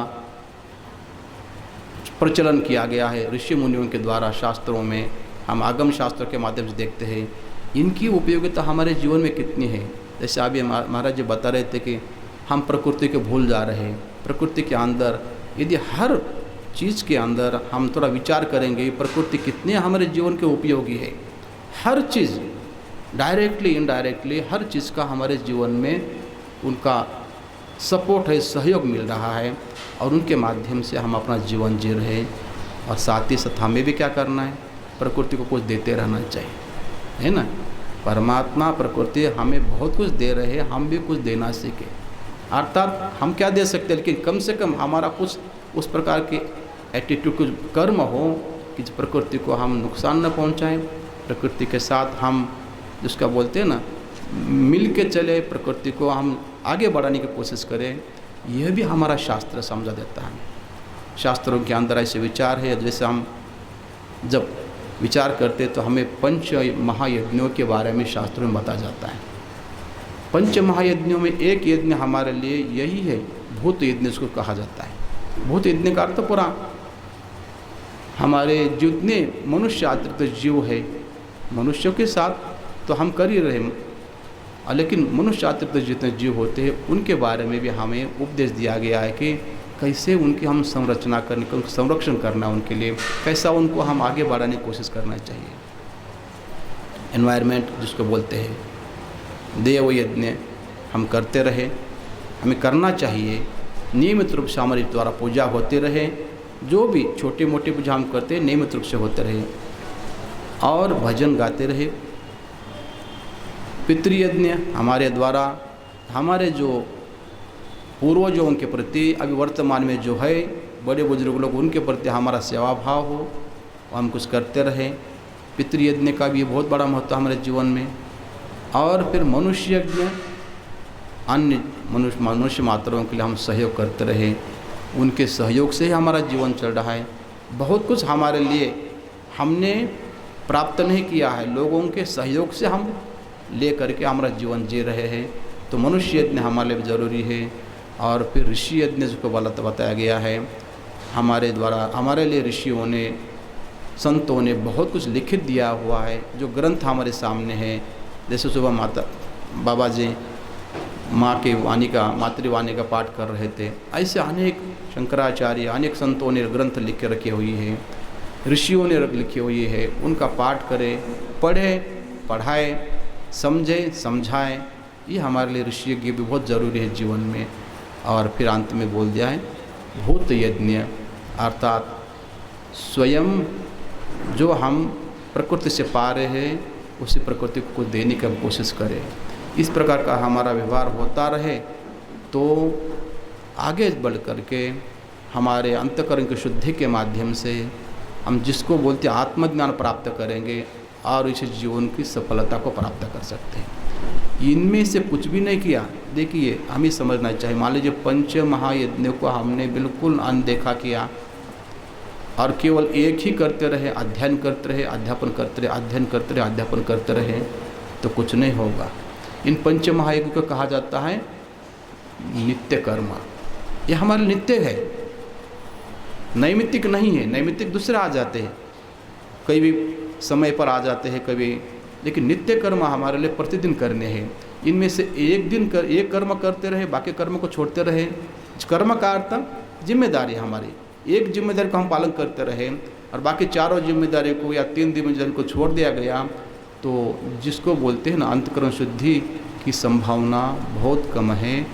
भले ही हम ध्यान में लगे बैठे रहे, एक ही तरह अपना जीवन जीते रहे, लेकिन बाकी 4 तरह के निमित्तों को हम छोड़ते रहेंगे तो अंतःकरण शुद्धि होगी नहीं। हमें सब कुछ करना है और इतना कठिन नहीं है। हमें पंच महायज्ञों का 5 प्रकार की जिम्मेदारियों का पालन करना, हम करते भी उसमें से कुछ, ऐसा नहीं कि कुछ भी नहीं करते हैं, करते भी है, लेकिन नियमित रूप से करें। कुछ दिन करके छोड़ देते हैं, वो भी नहीं होना चाहिए। हमारा जीवन इस प्रकार हो कि हम सदैव हम पंच महायज्ञों के आधार पर जीवन जीते रहे, तो हमें शास्त्रों में जो पढ़ाया जाता है, बताया जाता है, वह निश्चित रूप से समझ में आ जाएगा। जब सुबह का विषय था हमारा अवच्छेदकवाद, ये जो वाद होते हैं ना, बहुत शास्त्रों में बहुत गहन चिंतन है। समझ में आता नहीं बहुत लोगों का। क्यों नहीं आता है? क्योंकि अपने तैयारी उस प्रकार नहीं है। और तैयारी अपने हो जाएगी यदि हम अपने जीवन जिस प्रकार शास्त्रों ने बताया है उस प्रकार जीवन जीते रहेंगे, तो हमें वेदांत को समझने में कोई कठिनाई नहीं आएगी। और हमें सभी को वेदांत को समझने की कोशिश करनी चाहिए, क्योंकि वेदांत हमारे लिए ही है, मनुष्यों के लिए वेदांत है। कुछ लोग बोलते हैं कि ये सो सन्यासियों के लिए है, साधुओं के लिए है, पंडितों के लिए है। ऐसा नहीं है, मनुष्य मात्राओं के लिए वेदांत का उपदेश है। शास्त्रों ने हमारे लिए बहुत बड़ा एक क्या बोलते हैं उपलब्धि करके रखी हुई हमारे लिए, उसका हमें फ़ायदा लेना चाहिए। और हम उसके साथ साथ अध्ययन करते रहे, सत्संग करते रहे, तो हमारा काम सफल हो जाएगा। मैं इतना ही बोलूँगा, फिर बाकी संतों का हम और उपदेश ग्रहण करेंगे। ओम शांति शांति शांति। ओम योऽन्तः प्रविश्य मम वाचमिमां प्रसुप्तां सञ्जीवयत्यखिल शक्तिधरस्वधाम्ना अन्यांश्च हस्तचरणश्रवणत्वगादीन् प्राणान्नमो भगवते पुरुषाय तुभ्यं। प्राणान्नमो भगवते पुरुषाय तुभ्यं। बोलिए श्री श्री आनंदमयी मात की जय। परम करुणा मूर्ति भगवती राजराजेश्वरी, जिनकी अभिव्यक्ति रूपा भगवती माँ आनंदमयी के पावन स्वरूप को वंदन। सभी महापुरुषों के पावन चरणों में वंदन। पूज्य जिनकी अध्यक्षता में यह कार्यक्रम हो रहा है, जिनकी चिन्मयी अध्यक्षता, आनंदमयी अध्यक्षता और सन्मयी अध्यक्षता में पूज्य परमहंस श्री अवधूतानंद जी महाराज, उनके स्वरूप को वंदन। हम सबके मध्य में, सबके श्रद्धा के केंद्र, और जिनके पावन हितैषिता में हम सबका हित हो रहा है। आप सभी भी हित चाहते हैं अपना, और हम भी चाहते हैं, सभी अपना अपना हित चाहते हैं। इन हितों की सुरक्षा पूज्य बाबा जी कर रहे हैं। हम सबका कल्याण जैसे हो सकता है, उसके निमित्त श्रोता और वक्ता के रूप में दोनों का उपकार कर रहे हैं। ऐसे पूज्य बाबा जी के श्री चरणों में वंदन।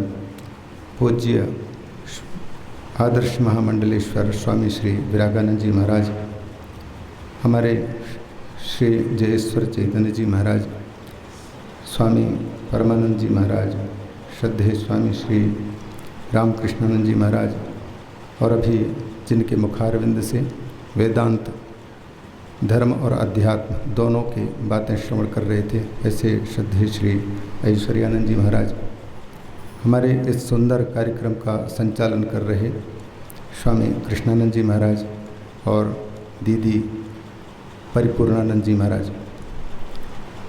आज जैसे ही सत्र पूर्ण हुआ और ये पता लगा कि सायंकाल पूज्य बाबा जी के निर्देश के अनुसार ये स्वतंत्र हैं संत, अपने अपने जो विषय में आए वैसा, तो मौका को देखते हुए दीदी ने एक प्रश्न पहुंचाया कि आप सबने चर्चा की है, बिंब प्रतिबिंबवाद की चर्चा की है, अवच्छेदवाद की चर्चा की है, आभासवाद की चर्चा की है, तो और आप यह भी बताते हैं कि उसका कोई आकार नहीं है, सब कुछ आकार उसी में कल्पित है, लेकिन उसको आपने बिंब कहा और बिंब की छाया पड़ती है जिस पर उसका प्रतिबिंब कहा है, तो फिर ये एक और निर्गुण शब्द है, निराकार शब्द है,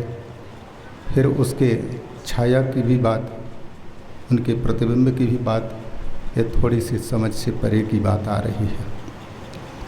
तो इस विषय में तो संत जन कहेंगे, लेकिन पूर्व के पूज्य बाबा जी के जो एक प्रश्न था, जो वहाँ हमने जिस प्रकार से देखा है ग्रंथ में, उसके अनुसार बोल करके वाणी को विराम देना चाहेंगे। और हमारे श्रद्धेय स्वामी श्री विरागानंद जी महाराज दीदी के प्रश्न का उत्तर वही दे पाएंगे। वैसे तो ये आभासवाद पर भी प्रश्न है और अवच्छेदवाद पर भी प्रश्न है। इंटरनेट वालों ने बहुत ही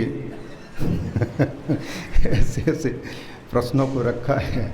अब स्वाभाविक है, जो उसके तल में नहीं गहरे में नहीं गया होगा, गहराई में, उनके सामने प्रश्न खड़ा होना स्वाभाविक है। तो आमूल चूल जो उसमें डुबकी लगा चुके होंगे वो आपके प्रश्नों का उत्तर देंगे। तो प्रश्न यह था, पूज्य बाबा जी शायद कहीं से चिंतन में आया, जीवन मुक्ति विवेक प्रकरण, जीवन मुक्ति विवेक नाम का एक ग्रंथ है, 5 भागों में बटा हुआ है, जिसमें सबसे पहले जीवन मुक्ति प्रमाण, जीवन मुक्ति होती है इस बात को प्रमाणित करने वाले वचनों का संग्रह। आचार्य जगतगुरु जो श्रृंगेरी पीठ के भूतपूर्व जगतगुरु थे विद्यारण्य स्वामी जी, उन्होंने प्रमाण दे करके बताया है किन किन उपनिषदों का, संहिताओं का, महाभारत का, गीता का कि जीवन मुक्ति है, और जीवन मुक्ति प्राप्त करने वालों का भी उल्लेख किया है।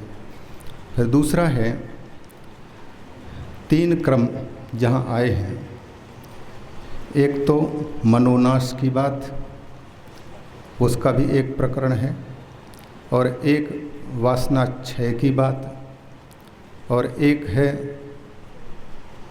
ये स्वरूप संस्थिति, स्वरूप स्थिति या स्वरूप सिद्धि प्रयोजन प्रकरण चौथा, और 5वां है विद्वत संन्यास प्रकरण, जिसमें कि प्रारंभ में ही संकेत कर दिया है 2 प्रकार के संन्यासों की चर्चा, एक विविदिशा संन्यास और एक विद्वत संन्यास, जिसका स्पष्टीकरण 5वें में किया गया है, और उनके अधिकारियों की भी चर्चा की गई है, उनके दिनचर्या व्यवहार की भी चर्चा की गई है।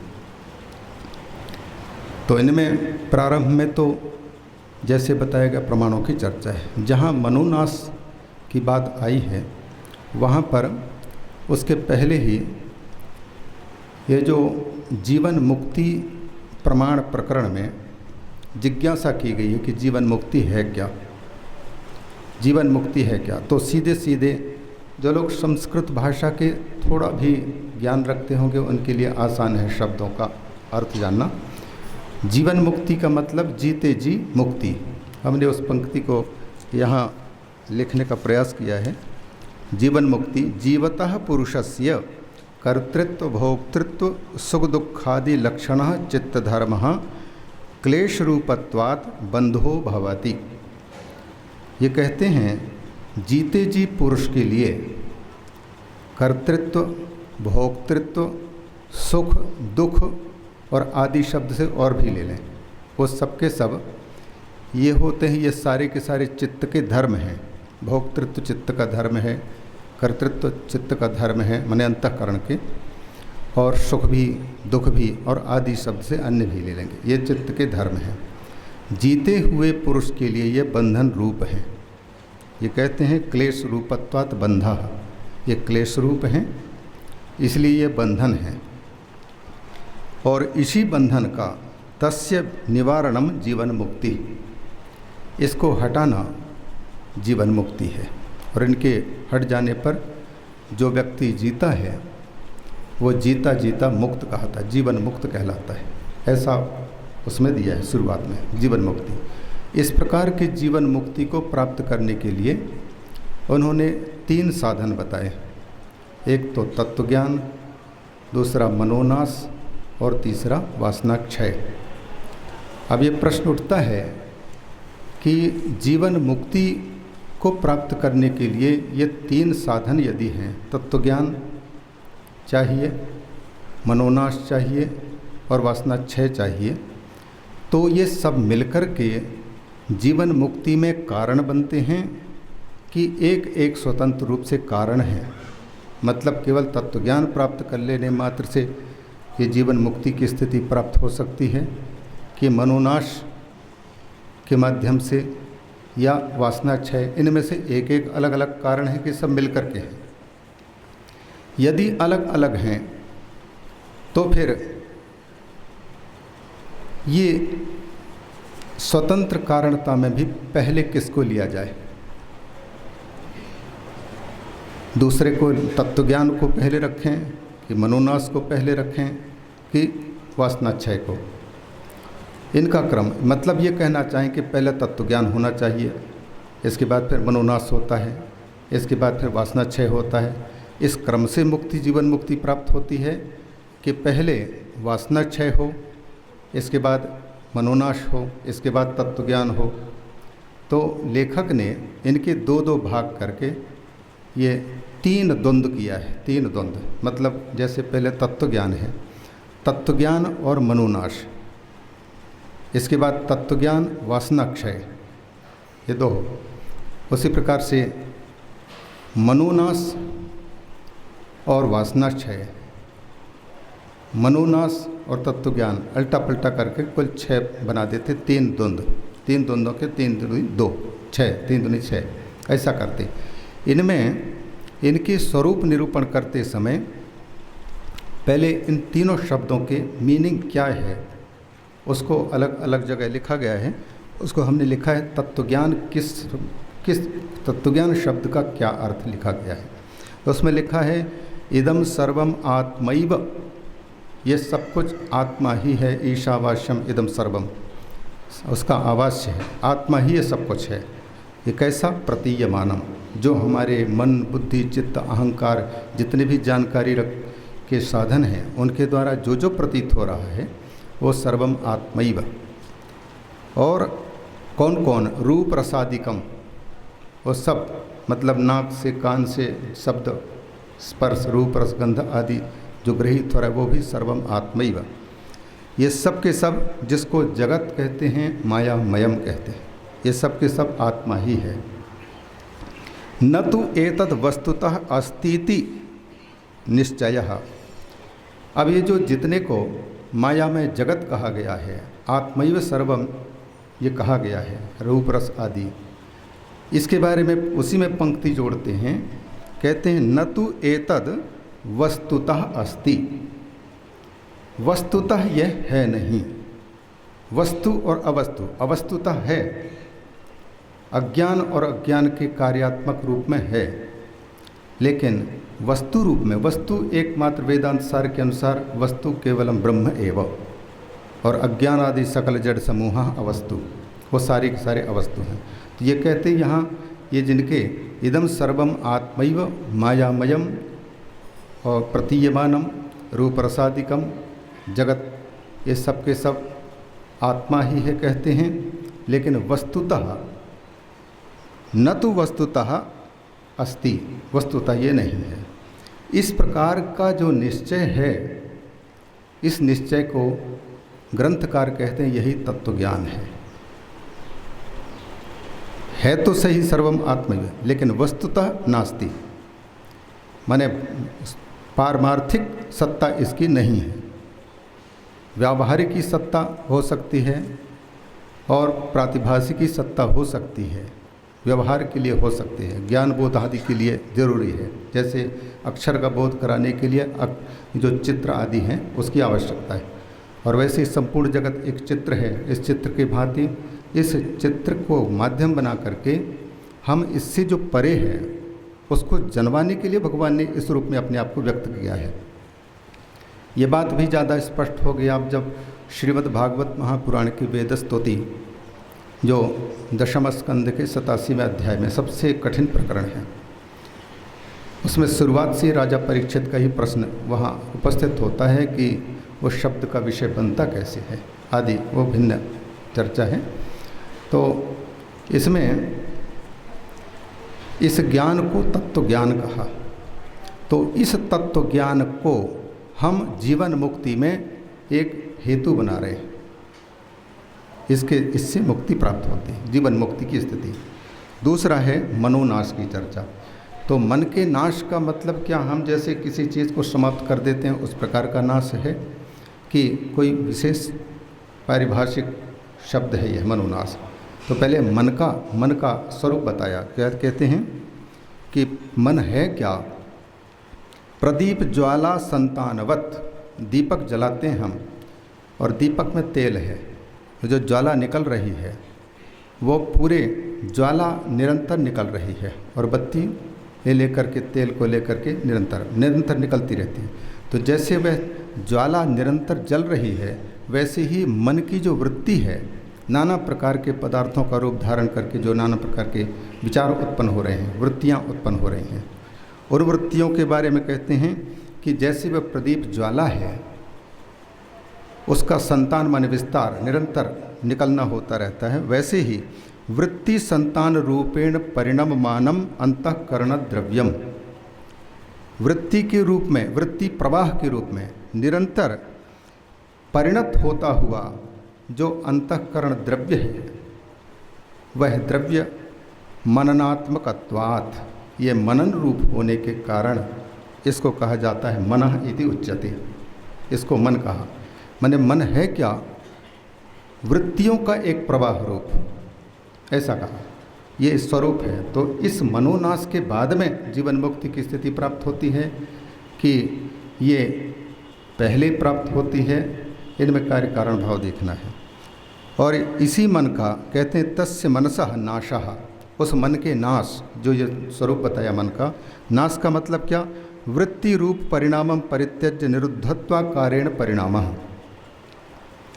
जो पतंजल योग दर्शन का प्रथम पाद का जो द्वितीय सूत्र है, योगश्चित्त वृत्ति निरोधा, चित्त की वृत्तियों को निरुद्ध कर देना, बिल्कुल निर्वृत्तिक स्थिति में पहुंचा देना, वो योग है। और उसकी प्रक्रियाएं फिर 8 अंग उसके योग के बताते हैं, आसन प्राणायाम प्रत्याहार धारणा ध्यान, उसके पहले जो है यम नियम, वो सारे के सारे 8 अंग। लास्ट में वहाँ फिर सविकल्प समाधि, फिर निर्विकल्प समाधि तक वहाँ की मतलब वृत्तियों के पूरी तरह से निरुद्ध होने की अवस्था बतलाते हैं। तो यहाँ भी ये कहते हैं कि जो मन के नाश का मतलब है वृत्ति रूप परिणामम परित्यज्य, मन जब अपनी वृत्ति न बनाए, किसी रूप में परिणत नहीं हो, तब यह जो निरुद्ध होने की स्थिति है यही मन का नाश है। माने मन के नहीं होने का ये मतलब नहीं कि जो मन अमना जैसे पूरे के पूरे नहीं ही रहेगा तब तो फिर आगे का व्यापार ही बंद हो जाएगा, वो नहीं है, बल्कि मन की वृत्ति का न होना, किसी प्रकार की जो है स्फुरित नहीं हो पाना, केवल स्थिति मात्र ही, तो ये मन का नाश है। इस स्थिति में ये जीवन मुक्ति की स्थिति की बात करेंगे।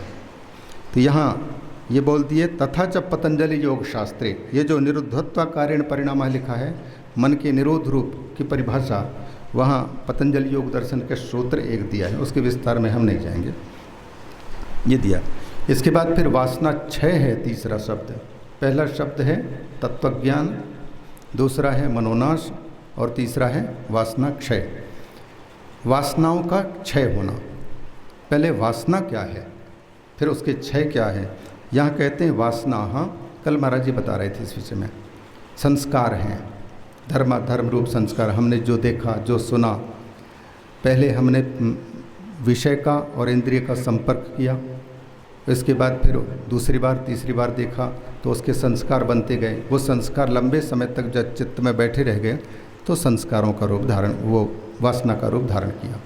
अचानक ही आज सवेरे सवेरे चाय की याद नहीं आ रही, चाय की याद आने तक के लिए पहले संस्कार बने हैं, पहले वस्तु का विषय का संपर्क हुआ है, इसके बाद फिर संस्कार बने, फिर वासना में बदल गई।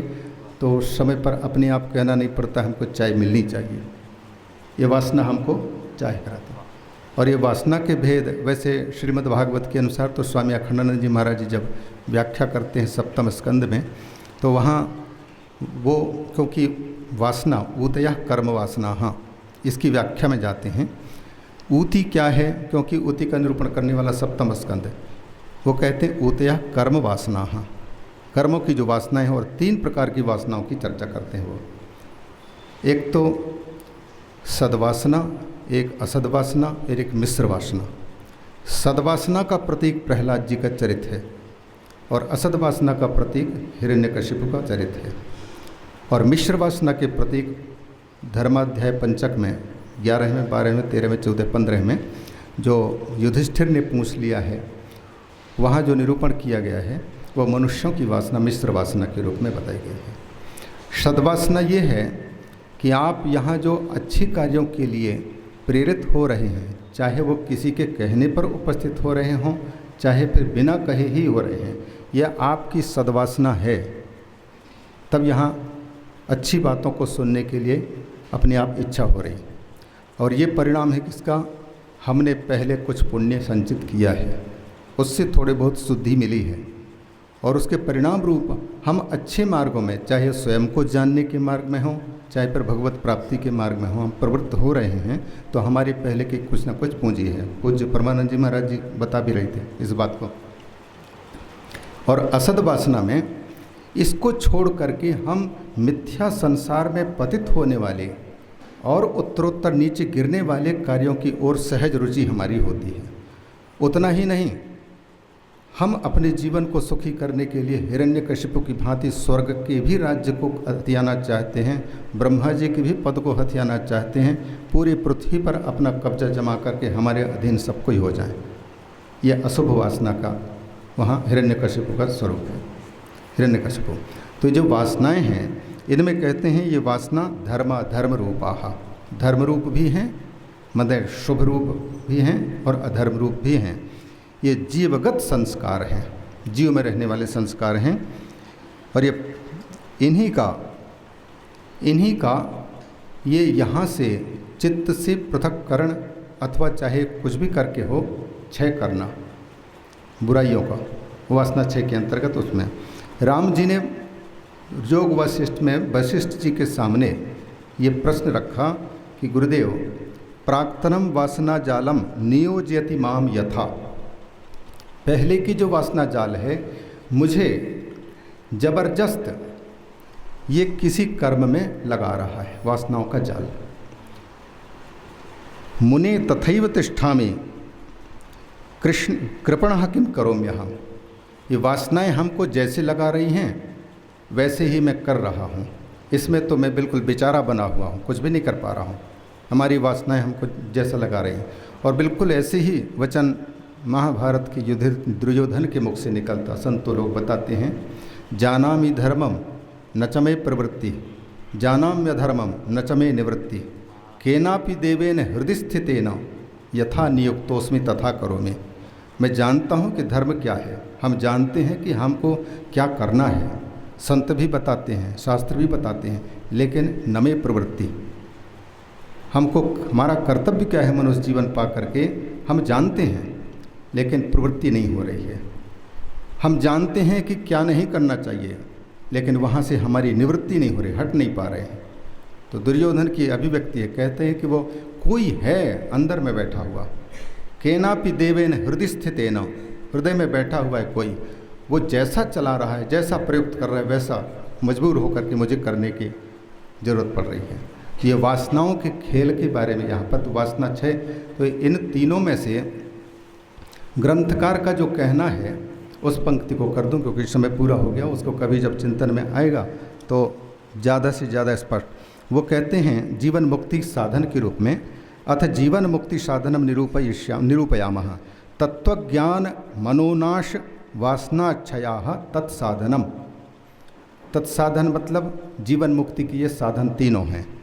अतएव वासिष्ठ रामायण में ये बात कही गई है। क्या बात कही गई? उपशम प्रकरण में, जो अंतिम जो 6 प्रकरण हैं उसके शुरू से लेकर के, वैराग्य प्रकरण से लेकर के, और उत्पत्ति प्रकरण, फिर स्थिति प्रकरण, फिर उपशम प्रकरण आदि आते हैं, निर्वाण प्रकरण आदि। तो उनमें उपशम प्रकरण के अंत में जीवन मुक्ति शरीराणाम, इस प्रस्ताव में यहाँ वशिष्ठ जी का कहना है, वासना क्षय विज्ञान मनोनाशा महामते समकालम चिराभ्यस्ता भवंति फलदायिनः।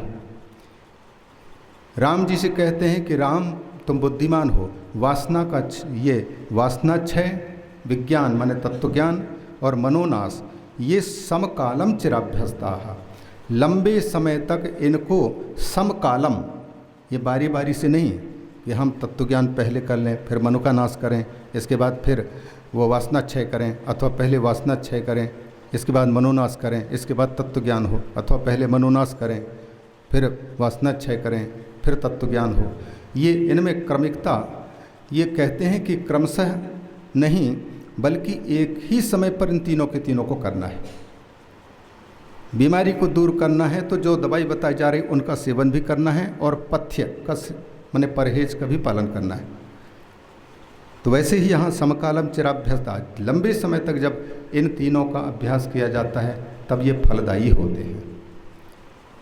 बीच में इसी बात को अंत तक प्रतिपादित किए हैं।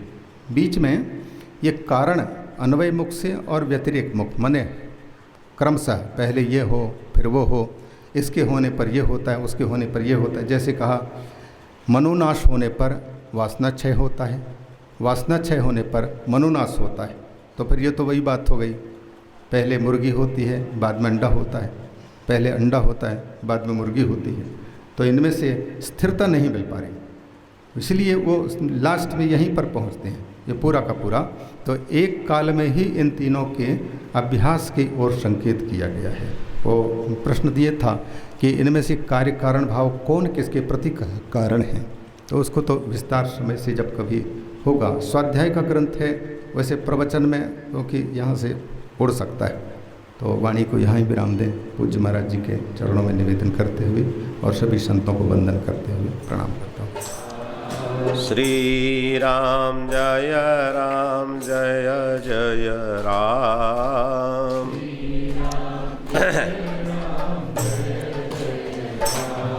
श्री राम जय जय राम। श्री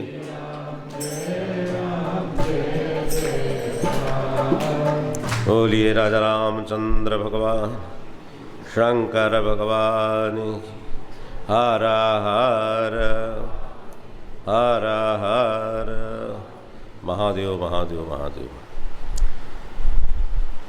सदा संस्मरणीय माता सिद्धेश्वरी काली देवी को प्रणाम करते हुए, माता आनंदमयी जो विद्वत वरिष्ठ हैं उनको प्रणाम करते हुए, ब्रह्मलीन स्वामी अवधूतानंद जी महाराज जी को प्रणाम करते हुए, मंच पर विराजमान बाबा जी स्वामी योगेश्वरानंद जी, ब्रह्मचारी देव सरस्वतन, स्वामी परमानंद, स्वामी रामकृष्णानंद जी महाराज, स्वामी ऐश्वर्यानंद, स्वामी कृष्णानंद, स्वामी परिपूर्णानंद एवं अन्यान्य संत वृंद, भक्तगण, भक्तिमती माता,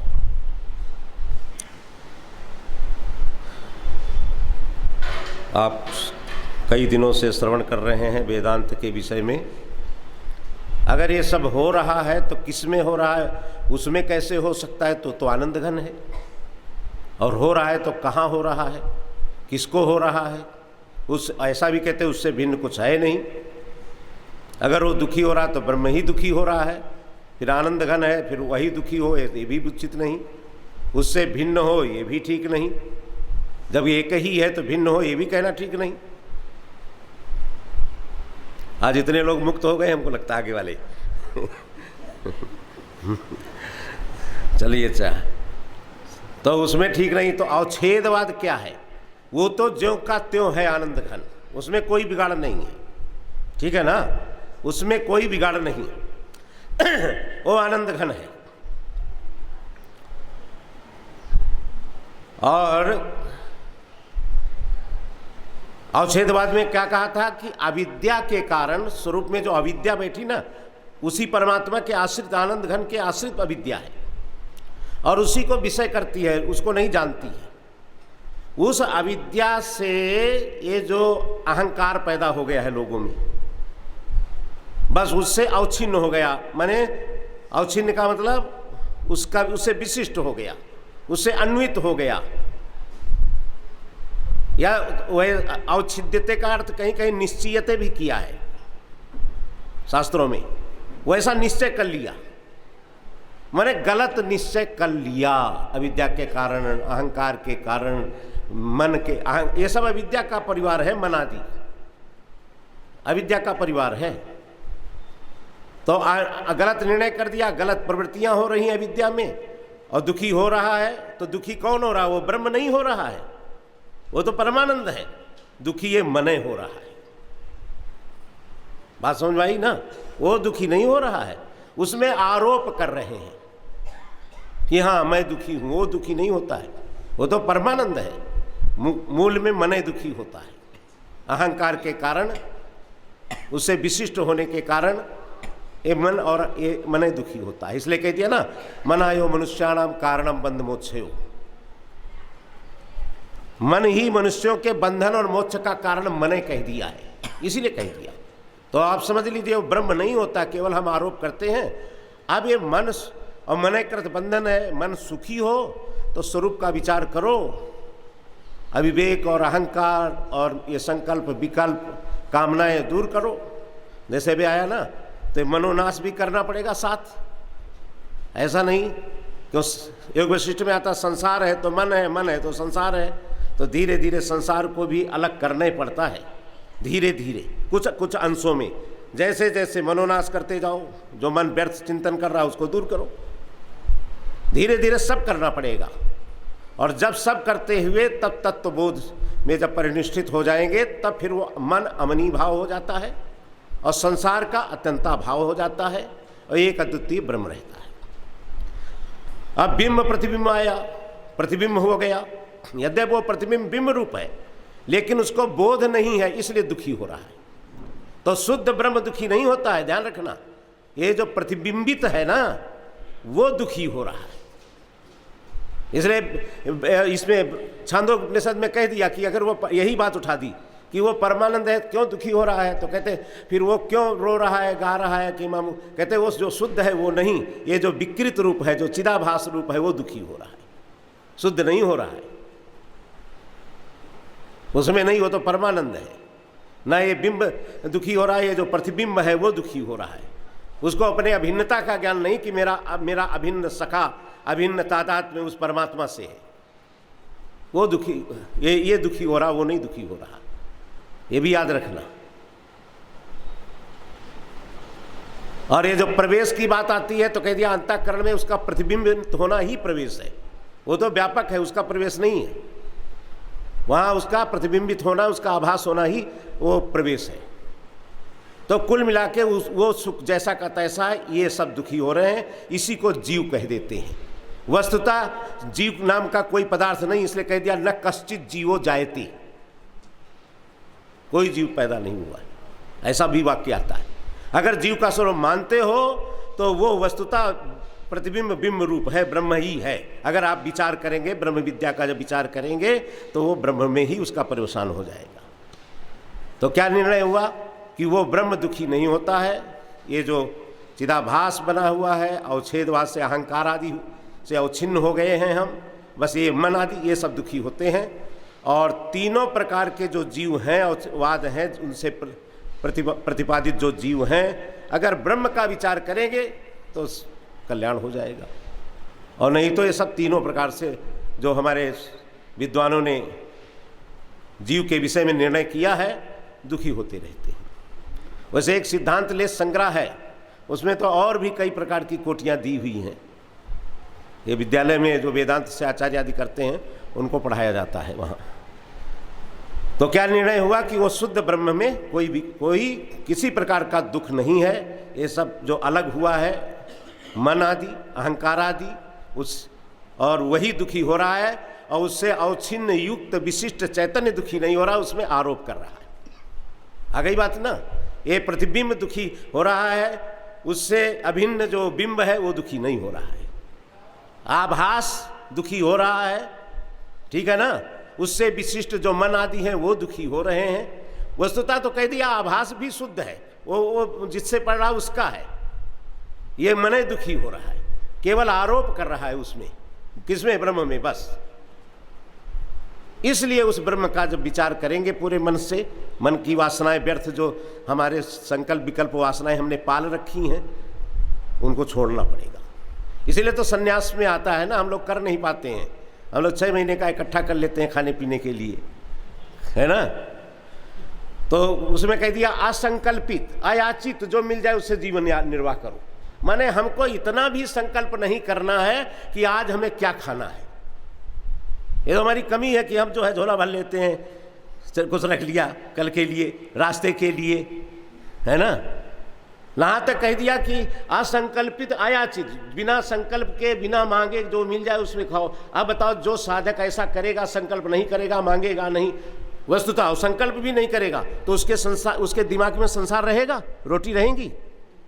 बस यही मनोनाश करना है, ऐसे ही करना है। बहुत सी चीज़ों को हमको त्यागना है। अमन में नाचा करता 24 घंटे गाड़ी लेना है, गाड़ी लेना है, मकान बनाना, और मर गए बीच में मर गए मकान रह जाता है। ऐसा होता है कि नहीं? देखिए जड़ भरत थे, गायत्री भी नहीं पढ़ पा रहे थे, चलो वो तो ज्ञानी थे, उनके बाप उसको पढ़ाते मर गए। वो गायत्री नहीं पढ़ पाएगा, वो तो मर गए ना मोह में, पुत्र मोह में। तो ऐसे व्यक्ति मर जा रहा है। तो ये जो व्यर्थ के हमारे अंदर जो दिमाग में हमने संकल्प पाले हैं, जिस संकल्प से मन है, और संकल्प ही वासना है। संकल्प प्रभवान कामान, संकल्प से कामना पैदा होती है। समझ में आ गई बात ना? तो संकल्प से मन है एक पीछे, और संकल्प के आगे कामना है। और कामना और मन जब तक रहेगा तब तक ब्रह्म तत्व ज्ञान का विचार ही नहीं होगा, साक्षात्कार की दूर बात है। इसलिए इधर विचार भी करते रहो। हमारे एक ओंकारेश्वर वाले स्वामी जी कहते थे कि अगर बांध बांधना है तो उधर बांध भी बांधो, नहरें भी निकालो। हाँ, इधर मनोनाश करते रहो, इधर जो है वासनाओं को दूर करते रहो, और इधर तत्व विचार करते रहो, अवश्य सफलता मिलती है। क्या सफलता मिलती है? शांति होती है, सफलता मिलती है। इसलिए लगे रहो, हिम्मत नहीं हारो, और अपनी पीठ को स्वयं ठोको, कोई दूसरा नहीं ठोकेगा। हाँ। हमारे स्वामी जी थे काशी में, योगींद्रानंद नाम था। उन्होंने 60 के लगभग अद्वैत सिद्धि, चित्सुखी और भामती की टीका लिखी है उस समय। कल शाम को मैं लिखने बैठ जाता था, सुबह मुर्गे बोलने लगते थे। हाँ, उस समय की बात है। और तो मैं कहता अपनी पीठ स्वयं ठोकता था, कहते कि एक काम आएगी, विद्यार्थियों के काम आएगी। हाँ, तो उन्होंने उस समय लिखी थी। तो आ गई बात समझ में? तो यहाँ इन्होंने परिपूर्णानंद जी ने पूछा कि ये जो बिंब है, ये प्रतिबिंब चलो निराकार है, और उसका कैसे प्रतिबिंब पड़ेगा? तो जरा समझना, आँखों से प्रतिबिंब देखना हो तो रूप की जरूरत है, और मन से प्रतिबिंब देखना हो किसी का तो आँख की जरूरत नहीं, रूप की जरूरत नहीं, साकार की जरूरत नहीं, वो निराकार भी होगा। समझ में आई बात ना? अच्छा, भूख लगती है, भूख का क्या आकार है? कहाँ लगी? पेट में लगी ना, लेकिन उसकी छाया मन में आती कि नहीं आती? बोलो, आती छाया कि नहीं आती? मन में आ गई कि नहीं आ गई? मन में आई कि नहीं आई? तो वहाँ कहाँ आकार है भूख का? पीड़ा, कांटा अंगूठे में चुभा, अंगूठे में चुभा ना, पीड़ा, अंगूठे में कांटा चुभा, पीड़ा यहाँ हुई, अंगूठे में हुई,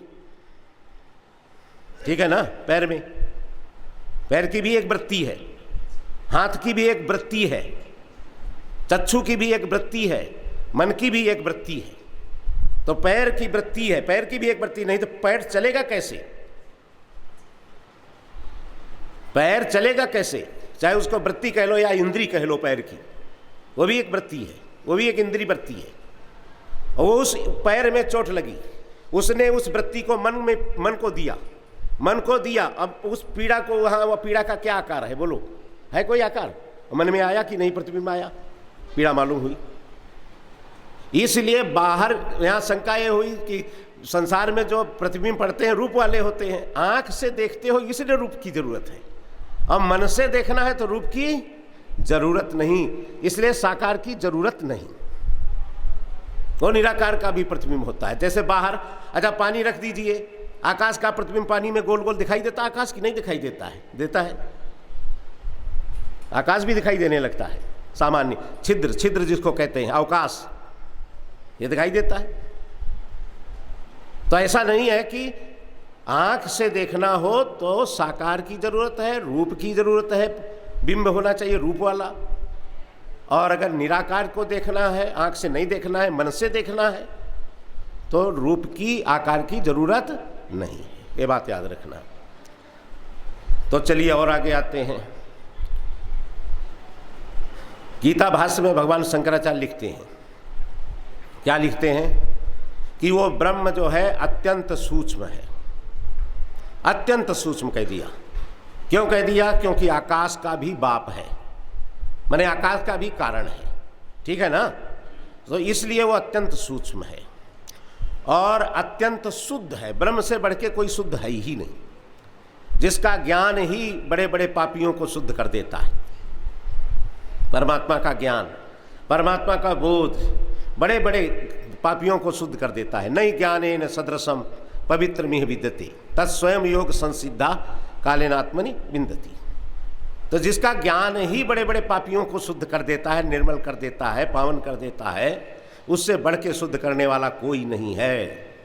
जल भी नहीं, जल क्या करेगा थोड़ा शुद्ध, अग्नि भी नहीं, मंत्र भी जब तक शुद्ध जीवित हो तभी तक मंत्र पढ़ोगे, राम राम करोगे, नाम से भी तो शुद्धि होती है। और जब प्राण निकलने लगेंगे, कंठ अवरुद्ध हो जाएगा, तो कहाँ राम निकलेगा? तो आपका जो बोध है वही आपको पवित्र किए हुए है, वही पवित्र किए हुए है। तो आत्मा क्या निर्णय हुआ कि आत्मा अत्यंत निर्मल है और सूक्ष्म है कि नहीं? भीतर शास्त्र प्रमाण है और है भी। अगर वो होती नहीं ऐसी तो उसकी छाया माया जो मन में पड़ती है, तो हम लोग भी तो बहुत बुद्धिमान हैं, बड़ा बड़े जहाज उड़ा दिए आकाश में, कितना कितना वजन उड़ रहा है। अगर मनुष्य की बुद्धि ये आई कहाँ से? आई कहाँ से? उसी ईश्वर ने दी है, उसी ईश्वर ने दी है। तो बहुत जैसे वो सूक्ष्म है, निर्मल है, बुद्धि भी निर्मल होती है, सब उसको पता लगने लगता है। छोटा सा कुत्ता भी हो, पास से निकलोगे, भले सो रहा हो, लेकिन उस आहट से जाग जाएगा। वो जाग जाता है कि नहीं जाग जाता? तो अत्यंत सूक्ष्म है, अत्यंत स्वच्छ है ईश्वर, ठीक है। वो तो है ही, कहाँ है? हमारे अंदर, सबके अंदर है, चैतन्य रूप से है। ये भी बिल्कुल सुस्पष्ट है, चैतन्य रूप। यही सुनने का फल है। बार बार जो सुनते हैं, ब्रह्म साचा अनुभव हो या न हो, इतना तो मालूम है कि हाँ वो स्वच्छ है, परोक्ष तो ज्ञान हो रहा है, स्वच्छ है। अगर उस स्वच्छता के साथ आपने भी अपने मन को स्वच्छ कर लिया, ये भास्कर भगवान लिखते हैं 18वें अध्याय में, भाष्य में आई है पंक्ति है, वैसे अगर आप भी मन को, अपने मन को, हृदय को शुद्ध कर लिया, किसको? बुद्धि को। इसलिए गोस्वामी जी कहते हैं ना, निर्मल मन जन सो मोहि पावा, मोहि कपट छल छिद्र न भावा। मन को अगर आपने निर्मल वस्तुता कर लिया है, तो उसकी छाया मन में चैतन्य भासता, आनंद आभासता पड़ जाती है। आ गई बात ना? उसकी छाया पूरी पड़ती है, आनंद पूरा आता है। जो निर्मलता करने वाले होते हैं वो सुखी होते हैं,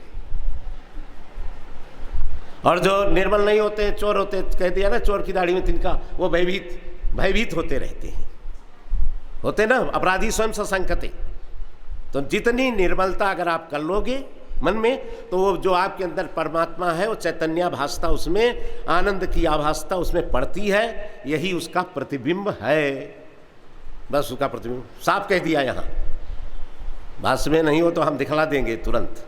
18वें अध्याय के भाष्य में आई है बात कि परमात्मना आत्मना अत्यंत सूक्ष्मत्वात् निर्मलत्वाच्च, अत्यंत निर्मल है। और उसमें अगर बुद्धि भी है तो उसमें उसकी चैतन्य आभासता, आनंद की आभासता आती है, तो यही उसका प्रतिबिंब है। तो कैसे आएगी? मन निर्मल कैसे होगा? तो उसका साधन मनोनाश वासनाक्षय बताई दिया, ये करिए। और कैसा? इधर ये मनोनाश वासनाक्षय कर दिया ना, तो समझो मन निर्मल हो गया। और फिर आत्मबोध इधर चल रहा है हमारा, गुरुओं से, शास्त्र से, श्रुति से, कि मैं आत्मा हूँ, पर मैं चेतन हूँ। ये इतना मालूम, उसमें अज्ञान नहीं रहा ना। इधर जब अज्ञान हट गया तो उस चैतन्य की आभासता मन में पड़ जाएगी। मन निर्मल है। इधर मनोनाश भी जरूरी है। मनोनाश का मतलब ये जैसे वे बोले कि माने मन का विषयाकार न होना, निरोध माने विषयाकार न होना, जगताकार न होना, यही मन का नाश है। जगताकार न होना, यही मनोनाश है। एक मन नहीं तो जीते जी मने नष्ट हो गया तो मुर्दा हो गया, तो आनंद का कौन अनुभव करेगा? जीवन मुक्ति कौन करेगा? मने तो होनी है। तो विषयाकार न होना यही मनोनाश। और विषयाकार नहीं हुआ तो वासना विषय की ही तो होती है, विषय की ही वासना। अच्छा, जबरदस्ती रोकोगे कब तक रुकेगा, इसलिए वासना को भी नाश कर दो। वासना वस्तुता नष्ट कर दी आपने ना, भी विचार करके कि संसार में सुख नहीं है, बिल्कुल निर्णय कर लिया, तो फिर विषय आएगा नहीं। नहीं, थोड़े समय के लिए तो आप रोक सकते हो जबरदस्ती, ठीक है ना, जबरदस्ती रोका जा सकता है। लेकिन अगर वासना बैठी तो फिर आए। कहते एक जादूगर आया था, जादू दिखाए, वो बहुरूपिया योगी का रूप बनाया, राजा बड़ा बड़ा प्रभावित हुआ, अपना राज्य देने को तैयार हो गया। और बाद में जब पता चला कि बाद में आया कि हम तो केवल महात्मा नहीं थे, हम तो एक बहुरूपिया थे, लीला कर रहे थे, लेकिन आप बड़े प्रभावित हो गए थे, राज्य देना चाह रहे थे, हमको राज्य से मतलब नहीं, तो फिर क्या चाहते हो? कहते महाराज एक घोड़ा चाहिए बढ़िया, आप बस। तब उसके अंदर घोड़े से प्रीति थी तो वो घोड़ा मांग बैठा, क्योंकि घोड़े की वासना थी ना।